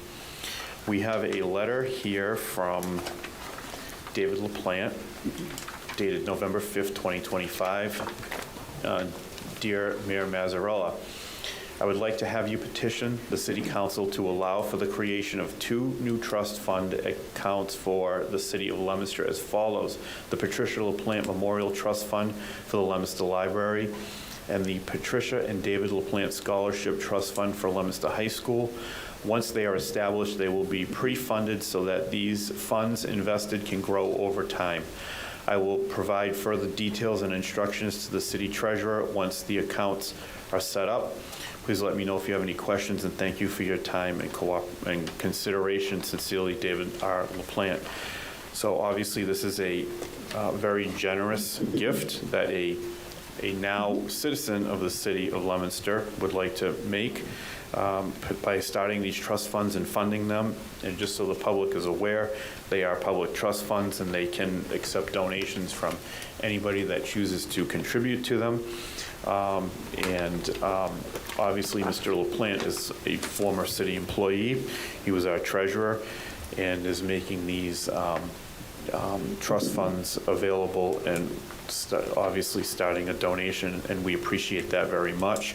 And it would be my recommendation that we grant it'd be my recommendation as the finance chair that we grant C-26, and I ask that you check with members of my committee. Councilor Pauline Cormier? I agree. And Councilor Tossi? I agree. You've heard the unanimous recommendation of the Finance Committee to grant C-26. Is there any further discussion?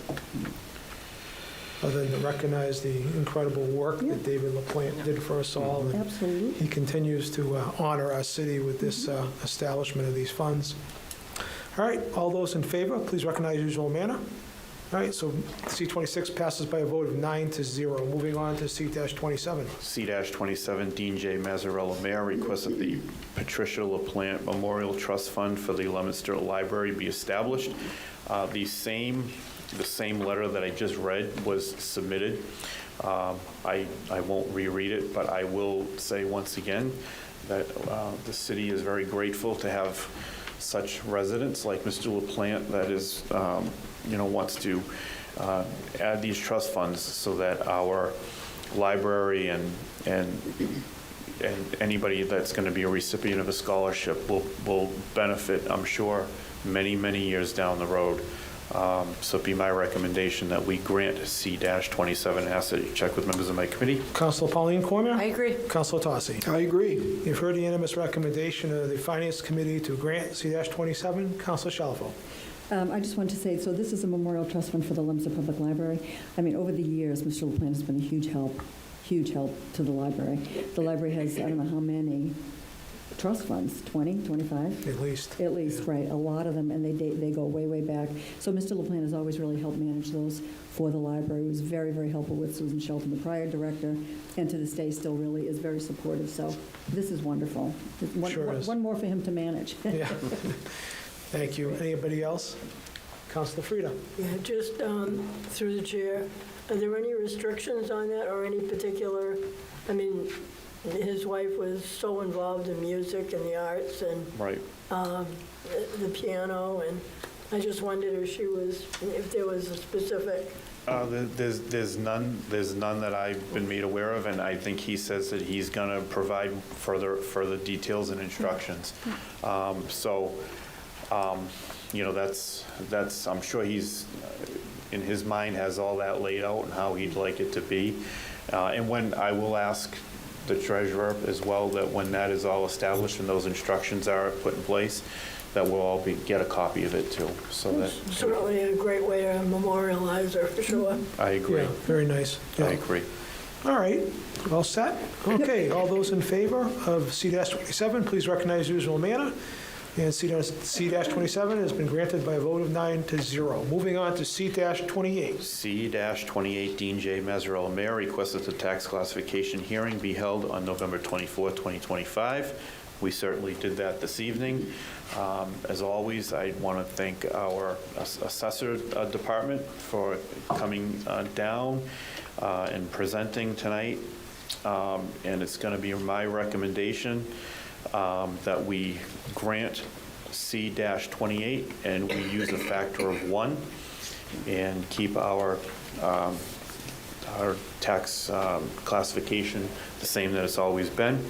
And I ask that you check with members of my committee. Councilor Cormier? I agree. And Councilor Tosse? I agree. You've heard the unanimous recommendation of the Finance Committee to maintain the factor of 1 tax rate pursuant to C-28. Is there any discussion? Seeing none, we better do this in a roll call, starting with Councilor David Cormier. Yay. Councilor Pauline Cormier. Yay. Councilor Arndinger. Yay. Councilor Noseworthy. Yay. Councilor Tosse. Yay. Councilor Shalfo Zephyr. Yay. Councilor Robbins. Yay. Councilor Frida. Yay. Shall be recorded as yay. C-28 has been granted with a factor of 1 maintained as our tax rate. Moving on to legal affairs and 3-26. Is the chairwoman ready to report? I am. 3-26, Glenn Eaton, Executive Director, Montechusett Regional Planning Commission, request to amend the zoning ordinance to replace Article 15, accessory apartments, with a new Article 15 that complies with recently passed state law and make other changes to implement the new ordinance. So we had a public hearing early this evening that we kept open. We have not heard from the MRPC, and I believe that the planning board did pass some new changes, but we haven't seen the language yet. Correct. Okay, so through the chair to the clerk, if you could just ask them when they can send those changes down, ask them for a red line version so we can see, because we had already gone through this one at a time. Okay. We thought we had all the changes kind of under control and understood, but if they can send us a new red line, that would be really helpful. So my recommendation would be to give this further time, and I'd ask that you check with my committee. Sure. Councilor Tosse? Yeah. I agree. And Councilor Cormier? I agree. All right, I'm going to suggest a continued public hearing for December 8th at 6:25. We have one at 6:20, but I think that's going away, which is 24-26. So in any event, is that okay, Madam Chairwoman? Yeah. Okay. All those in favor of further time and continuing the public hearing on 3-26 to December 8th at 6:25, please recognize usual manner. All right, that may be done.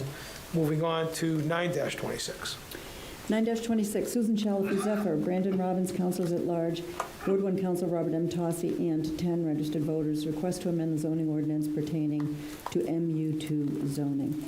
So we had continued the public hearing earlier this evening. We heard from a variety of people. And Ms. Wood, the planning director, who we've been trying to accommodate in terms of a date to come down and have a conversation with us, she's available on the 8th. So my recommendation would be further time, and we need to schedule the public hearing. Okay, Councilor Tossi? I agree. And Councilor Pauline Cormier? I agree. All right, so here's the unanimous recommendation for 9-26 for further time. Any further discussion? Yeah. Councilor David Cormier. Thank you. Just through the chair to the chairwoman of Legal Affairs, I guess I just want to do we have a list of questions for her when she comes? I'm just trying to, let me just say this much. We've heard a lot of testimony, and it's getting redundant. Like we've heard like the same things, and it's all part of the public hearing since day one. All those become part of the public hearing. What are we looking to hear or to gain by hearing from her? I have a bunch of questions. Okay. We hear lots of testimony, we hear lots of characterizations of the process. I'd like to hear it from the horse's mouth. I mean, she was the person here who was questioned before the city council in January. And I have several follow-up questions myself personally. I mean, I would imagine that other people might want some clarity. So I have questions. Okay. Thank you. Anybody else? Well, Mr. President? yes, Councilor Frida. I guess I would just ask, do we know if she's going to come down? Because the mayor's letter indicated nobody was coming down. No, she has since, through the chair to the clerk, Ms. Doran has confirmed it, yeah. She has confirmed with me twice that she'll be here. She has, yeah. All right. Yep. The only thing I'd like to add is that the planning board has weighed in. I mean, I guess it was a split decision, but they have done their job. So, all right, anybody else? All right, all those in favor, I'm going to do this by roll call. For further, the motion before us is for further time. Right, and then we need to schedule a public hearing. Right, Yep. so let's see if we can give it further time first. Okay. Councilor David Cormier. Yay. Councilor Pauline Cormier. Yay. Councilor Ottinger. Yay. Councilor Noseworthy. Yay. Councilor Tossi. Yay. Councilor Shalfo Zephyr. Yay. Councilor Robbins. Yay. Councilor Frida. Yay. And I would record it as yay by a vote of 9-0. It's been given further time. And I'm going to suggest a public hearing on 12/8 at 6:30 p.m. Okay. All right? That works, yeah. All those in favor of that public hearing date, time? Okay, so that's established. All right. 15-26. Right, okay. 15-26, Elizabeth Wood, Director of Planning and Development, on behalf of Planning Board. Request to amend the zoning ordinance pertaining to battery energy storage systems. So this, we had a public hearing continued to 12/8. However, we did hear from the Planning Board, and I'll read that letter into the record. This is dated November 19th, 2025. Regarding city petition 15-26, Elizabeth Wood, on behalf of the Planning Board, request to amend the zoning ordinance pertaining to battery energy storage systems. Attention City Council. On 11/17/25, the Planning Board voted 7-0-1, abstention, I guess, to withdraw City Council petition 15-26. If you have any questions, please don't hesitate to reach out. So having that recommendation from the Planning Department in hand, my recommendation would be to give 15-26 leave to withdraw. And I'd ask that you check with my committee. Councilor Tossi. I agree. Councilor Pauline Cormier. I agree. You've heard the unanimous recommendation of the Legal Affairs Committee to give 15-26 leave to withdraw without prejudice? Without prejudice, Without sure. prejudice. Absolutely, yeah. Okay, any discussion? Councilor Frida. I'm actually very happy that they're doing this. I think they do. Yep. I think everybody. That's unanimous. This is definitely a huge problem in a lot of communities that are being faced with it. Absolutely. And, hopefully if the state continues to mandate until they get to a certain portion, it'll be over that by the time we actually look at it. So I credit the planning board for doing this one. Yep. Because we really need to not have it. Excellent. Anybody else? All right, all those in favor of the motion for leave to withdraw without prejudice, please recognize your usual manner. By a vote of 9-0, 15-26 has been given leave to withdraw. Moving on to 24-26. 24-26, Michael McEwen, on behalf of Kurt Owessian, plant manager of Highline Wallen, 163 Pioneer Drive, Leominster, Mass. Request a petition to obtain an above-ground fuel storage license for a 35,000-gallon above-ground storage tank to replace the 10,000-gallon tank currently at 163 Pioneer Drive and enlarge the containment area. We have a public hearing on this on December 8th at 6:20 p.m., so my recommendation will be further time, and I ask that you check with my committee. Councilor Tosi? I agree. And Councilor Pauline Cormier. I agree. You've heard the unanimous recommendation of Legal Affairs to give 24-26 further time to December 8th at 6:20 p.m. Any discussion? Seeing none, all those recognized in the usual manner, and that may be done. Moving on to 25-26. 25-26, Attorney Jeffrey Avini, Dombrowski, Avini, and Bunnell, PC, request to amend Section 22-17 as to underlying zoning districts table of uses for the City of Leominster zoning ordinance as amended and under the business uses table of uses in the multi-use MU1 underlying zoning districts, and change the use so designated as self-storage from N, not allowed, to special permit planning board, SPPB, planning board special permit required. Pursuant to the City of Leominster zoning ordinance, self-storage is characterized as a business use, but is only allowed in the industrial zoning district. Introduction. 21 Jungle Road LLC is the owner of 21 Jungle Road, Leominster, Mass. As same is referred as map ID 301 parcel 1 herein after the premise. Jungle Road has entered into a purchase and sales agreement with Horizon Storage Group LLC, hereinafter called Horizon, for the purchase of the premise contingent upon Horizon receiving all necessary approvals and permits for the construction of a self-storage facility on the premise. The premises is an ideal site for self-storage based on its proximity to Route 2 and Route 190. The premises is located in an area that is for the most part commercial or industrial in nature. There are no residential uses that abut or are in the vicinity of the premises. As part of this petition, please see narrative by Horizon Storage Group LLC as to the proposed use of the premises as Exhibit A, concept site plan as Exhibit B, and example architectural renderings and as Exhibit C. So we have a public hearing scheduled for December 8th at 6:40 p.m. So my recommendation is further time. Do we know if the planning board has established a public hearing on this yet? I don't know. I don't know, but I don't believe so. Yeah, I'm wondering whether 12/8 is not going to work. I would recommend we kick it over to the first meeting in January. Because we got enough to... I'm happy to do that. Okay. What's the date on that? I got it right here. I buried it. I think it's the 12th. It's the 12th? All right. Is it the 12th, 112? Okay, so public hearing on 112/26. So, Madam Chair, Yes. we have nothing else scheduled for 112/26. Okay. Particular time you'd want to start that? Maybe 6:30? 6:30? Okay. All right. Councilor Tosi? I agree. Councilor Pauline Cormier? I agree. All right. Hear the unanimous recommendation of the Legal Affairs Committee to grant 25-26 further time and establish a public hearing on January 12th, 2026 at 6:30 p.m. Any further discussion? Councilor Frida? Through the chair to the clerk, could we try to find out if there's a thought of a battery storage in here? Because when we talked about it the first time, there was a woman in the audience who came up, and I'm pretty sure it was 21 Jungle Road.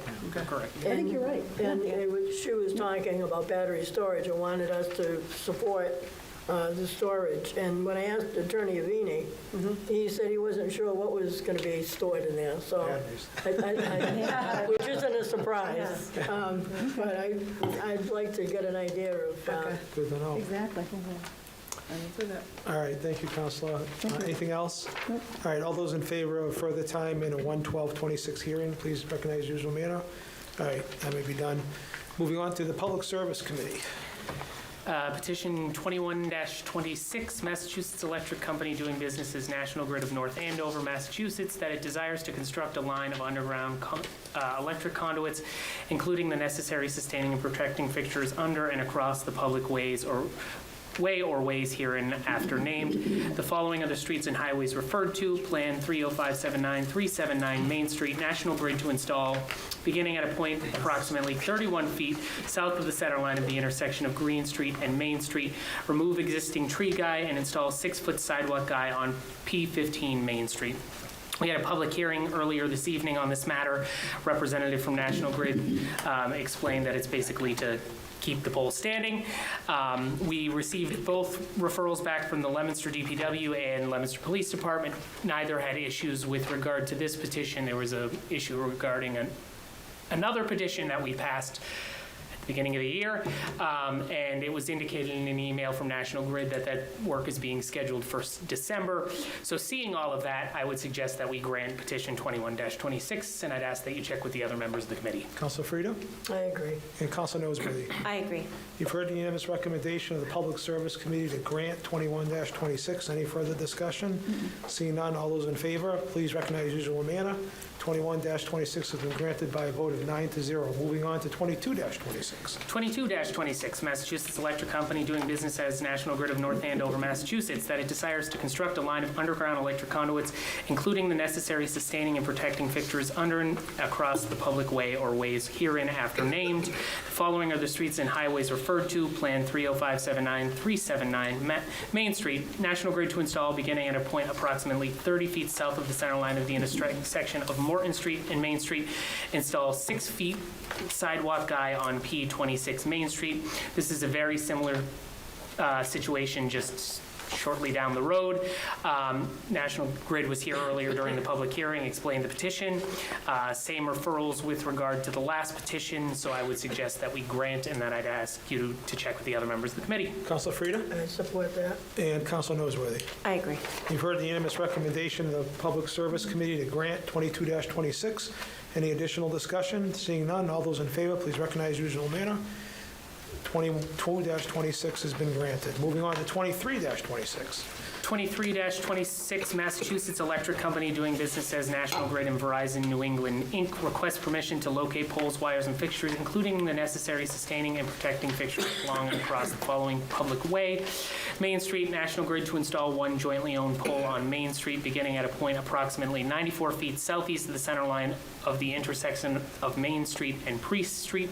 Remove existing tree guy. Install stub pole 37-84, 70 feet southeast from P37, and sidewalk guy 4 feet off driveway.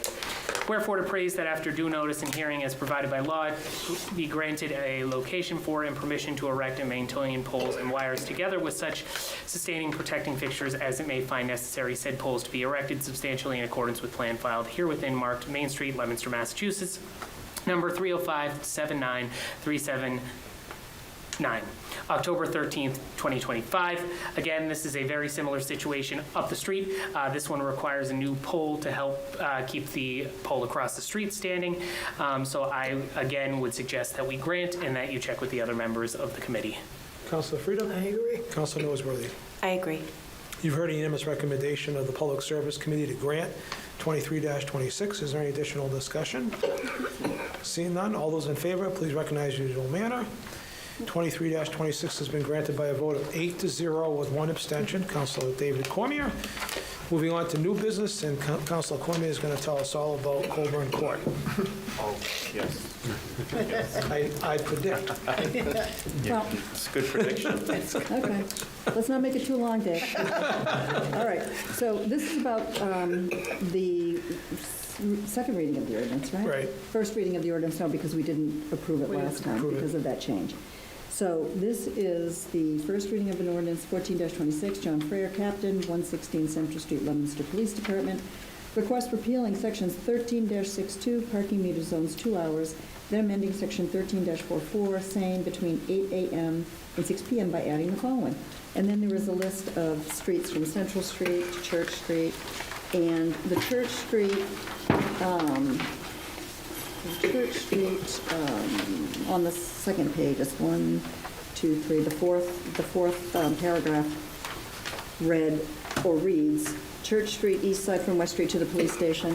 Council Cormier raised a concern about the police station not being there in perpetuity and suggested that perhaps the police wanted to measure from the corner of Church and West, correct?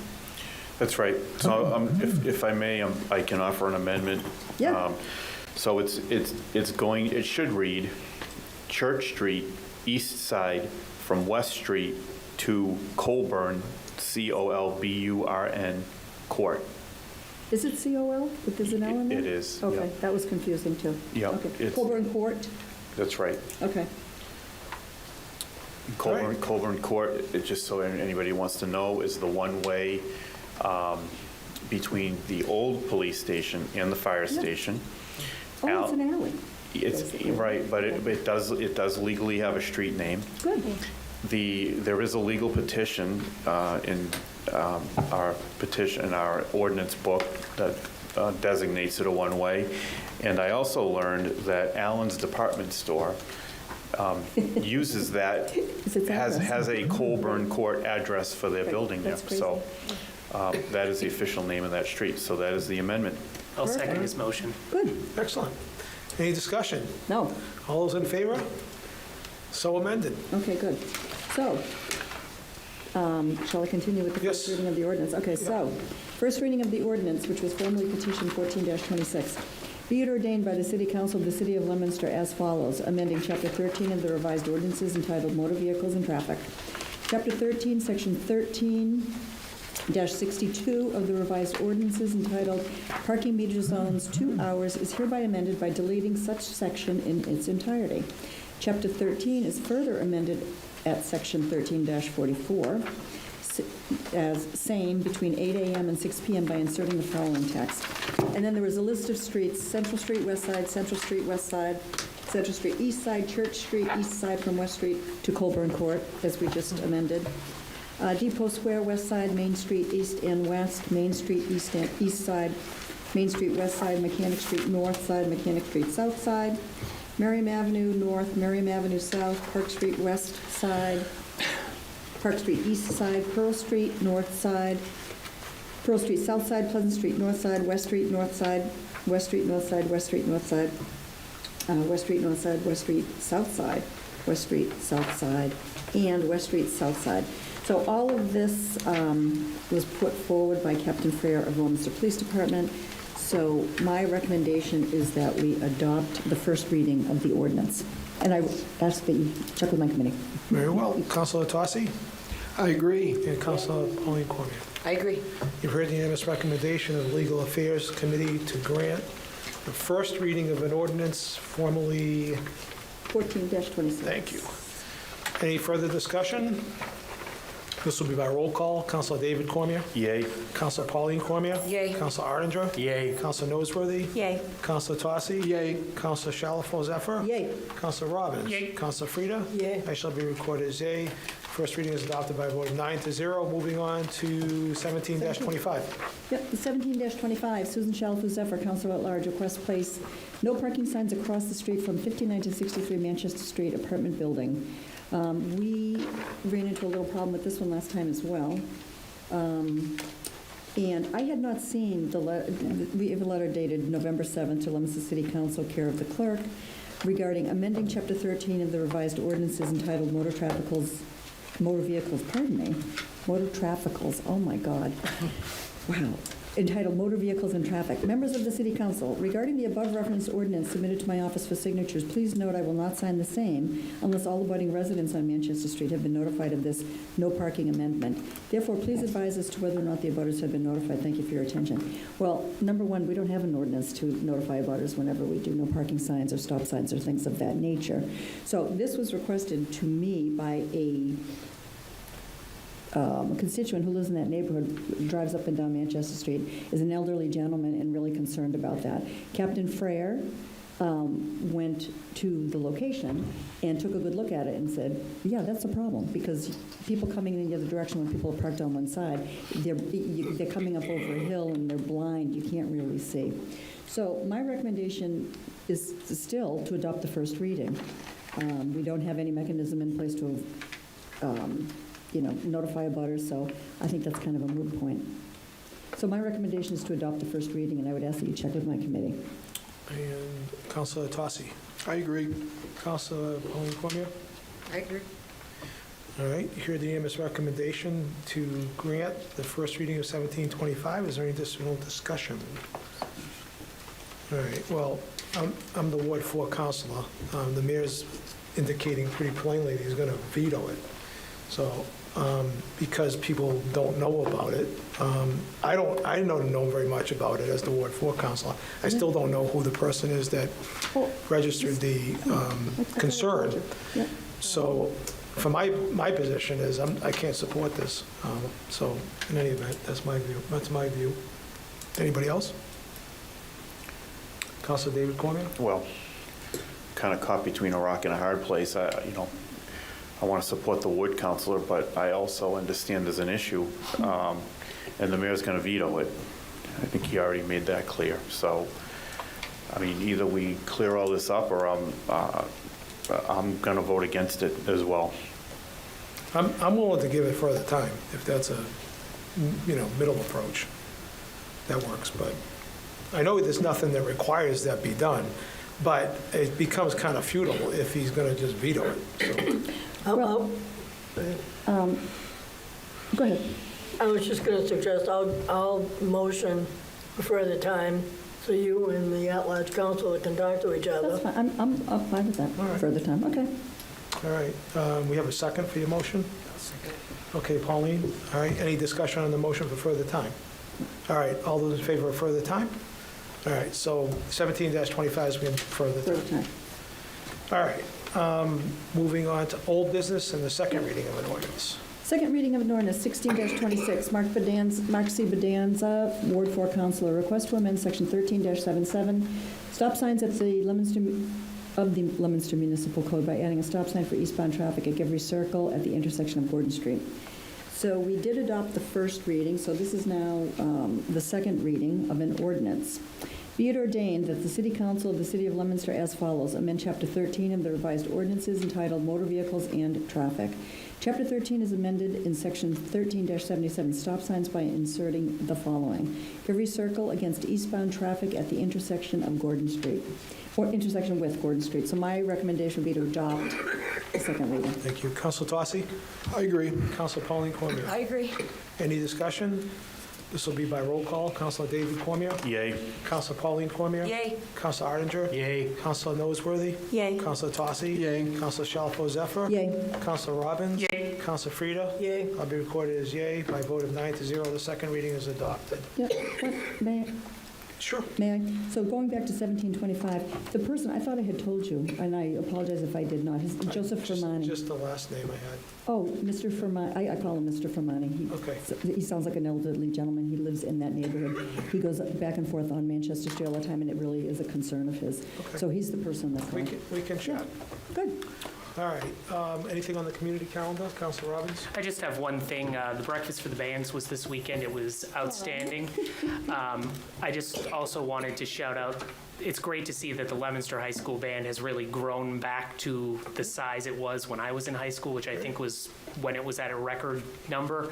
And it was announced at the Breakfast for the Bands. They had marched in the Plymouth Thanksgiving Day Parade, and they were awarded as one of the top 3 bands in the parade. So that's a pretty cool accolade for our band. So congratulations to them. Yep. Yeah, it was fun. Councilor Frida? I'm just going to add to that, and, with a touch, when they played next to the last medley or whatever they were doing, they invited all the alumni of the band. Oh, My daughter was a drum major in the late 80s, very reluctantly went up to the, only because our neighbor and the kid she grew up with, Ben Parker, who was Oh, yeah, doing he was the MC. So he was in the band at the same time, so the two of them went up together, and they all did a program towards the end, just, That's great. you know, so it was nice to show the alumni support for the band now. Yeah, absolutely. Council Cormier? Thank you. I just wanted to mention something, and I would have had it put on the agenda, but the letter was actually dated today that I saw floating around Facebook from the superintendent of schools that there could potentially be a strike. The bus company for a student could potentially be on strike starting December 1st. So they're asking families to start making alternative plans. If their child or children take the bus, that there could be a strike. I know it will affect Leominster, and I think Fitchburg uses for a student as well. So, you know, it's just something that people should be mindful of, you know, as the coming week approaches. Also, too, I just got this today, spend the holidays in Leominster. I'm not going to read all of it, but there's a lot of good stuff going on in the city. So I'm sure you can get these calendars here at City Hall, and you know, Shoalin Farms is having a light show, and the CPAC Breakfast with Santa is coming up, and return of Poinsettia the dinosaur on Friday, December 5th. There's all kinds of good stuff going on in the city, and if anybody's interested in staying local, and then maybe grabbing nice dinner downtown, there'll be plenty of stuff going on, so they should consult that flyer that came out. Yes, Councilor Robbins? Through the chair to the finance chair on the point he just raised, this may be a silly question, but seeing there is a strike, can we get some clarification on like savings in regards to transportation? And if there are savings, are there any plans to support families who may otherwise really not be able to get their kids to school? Yeah. I am... Through the chair, it's funny you mentioned that, because that was my first thought was, if we, let's say, God forbid, there is a strike and it's, you know, goes for 3 weeks or 4 weeks, do we get money back from that? But there's also a busing contract, so I'd have to ask Greg Chapdelaine. I'm sure he knows that busing contract inside and out, and can tell us if you could bring some of that information, how we would fare financially if there is a strike, and I'll see if I can get some of that. Yeah, I think even if this doesn't happen, it would just be nice to know in the future as well. Contract, absolutely. Force majeure clause. Yes, Councilor. Yeah, I had something else, but I wanted to add to that. A number of years ago, talking about the buses, Councilor Rosa was on this mission to have the buses housed or parked and housed in Leominster, that service Leominster, because all that excise tax money would come to the city. Maybe that's not a bad idea to bring to the school department when next time they negotiate. They're all parked in Fitchburg. Fitchburg gets all that revenue, and we're paying, you know, for the servicing, for the transportation. So, I mean, it was a really good point. It was a lot of money at the time. So I remember that. Yeah, that was a big discussion, but it worked. And the other thing I just wanted to add, it's not, it's actually news. The Mount Wachusett Community College was just awarded gold medal status for their work with veterans. And they were the #1 community college in the state, named by U.S. Veteran Magazine. And they're third with all the college total, but they're the only community college that was noticed. So as the chair of the Board of Trustees, I'm really very proud of what they do for veterans. I mean, and to have a campus in Leominster also makes it extra special. So. Great. Councilor Shalfo-Zephyr? Yep. Just following up on the Mount Wachusett Community College thing, it's hard to believe, but lots of college students go hungry. And I know that Mount Wachusett has got 3, on all of their campuses, I think they have food pantries that serve their students, and it's huge. And there's a big, big need this holiday season. So for, folks out in the audience, I mean, we have local food pantries, we have Ginny's obviously, and other ones locally, but I just can't bear the thought of kids trying to go to school and they're hungry. As young adults or teenagers, whatever. So if anybody, has a little bit of extra money or wants to drop some peanut butter off, there is a campus here in Leominster, and every donation is greatly appreciated. Good. Councilor Noseworthy? Thank you. So on Saturday, I helped volunteer at the Jeffrey P. Stevens low-cost Leominster Pet Vaccine Clinic. So I volunteered for half the time, so I think at about halfway through, they had serviced 30 to 40 animals. People from all over central Massachusetts, and even people came up from the Cape. So kind of on the same line as everybody else is talking about, it's so important when people are struggling that they keep their pets safe and healthy too, because they are family members. And it was great to be part of that. I think in Fitchburg they do it a couple of times a year, but they had some extra funds and they decided to bring it into Leominster. So it was a really great event. Wonderful. Anything else? Councilor Arndinger? Thank you very much. Somewhat in line with Councilor Zephyr's, the Leominster Veteran Center has started a food pantry, and it's well-stocked. It's been getting a lot of donation, but it's open to any veteran that comes up there, no questions asked. And the Rotary Club is holding a function on December 18th at 6 p.m. at Manusnock. The purpose of that is to gather toys for local kids and to help the food bank. The toys are going to be distributed to Jenny's and to the Salvation Army, so it's going to be a good event. The mission, a toy. That's it. Bring a toy, but as one of the supporters says, well, you don't have to bring just one. You can always bring enough that you have to ring the doorbell with your elbow, okay? Right. So please join us on the 18th at 6 p.m. I know that the Tri-City Council dinner is scheduled at the same time. No, maybe not. We're working on it. Change it. We may be, stay tuned. Okay. But anyway, it's going to be a great event, and like I said, everything is being paid for by the club as far as food and stuff like that go. Ray Richard is going to be an MC there, so it should be a good event, and hopefully we'll get a lot of toys and a lot of food. Don't forget Catholic Charities in that lineup too. The Catholic Charities. Great lead over there as well. Okay, all right, thank you. We'll certainly take care of that. Everybody all set with the PSAs? Huh? At 6 p.m.? 6 p.m., December 18th at Manusnock. Councilor Roberts? Very good. Second. All in favor? All right, we're adjourned. Thank you. Okay. The Leominster City Council meeting is funded in part by the Carolus Insurance Agency at www.decarolisunsurancaagency.com and by Avidia Bank at www.avidiabank.com.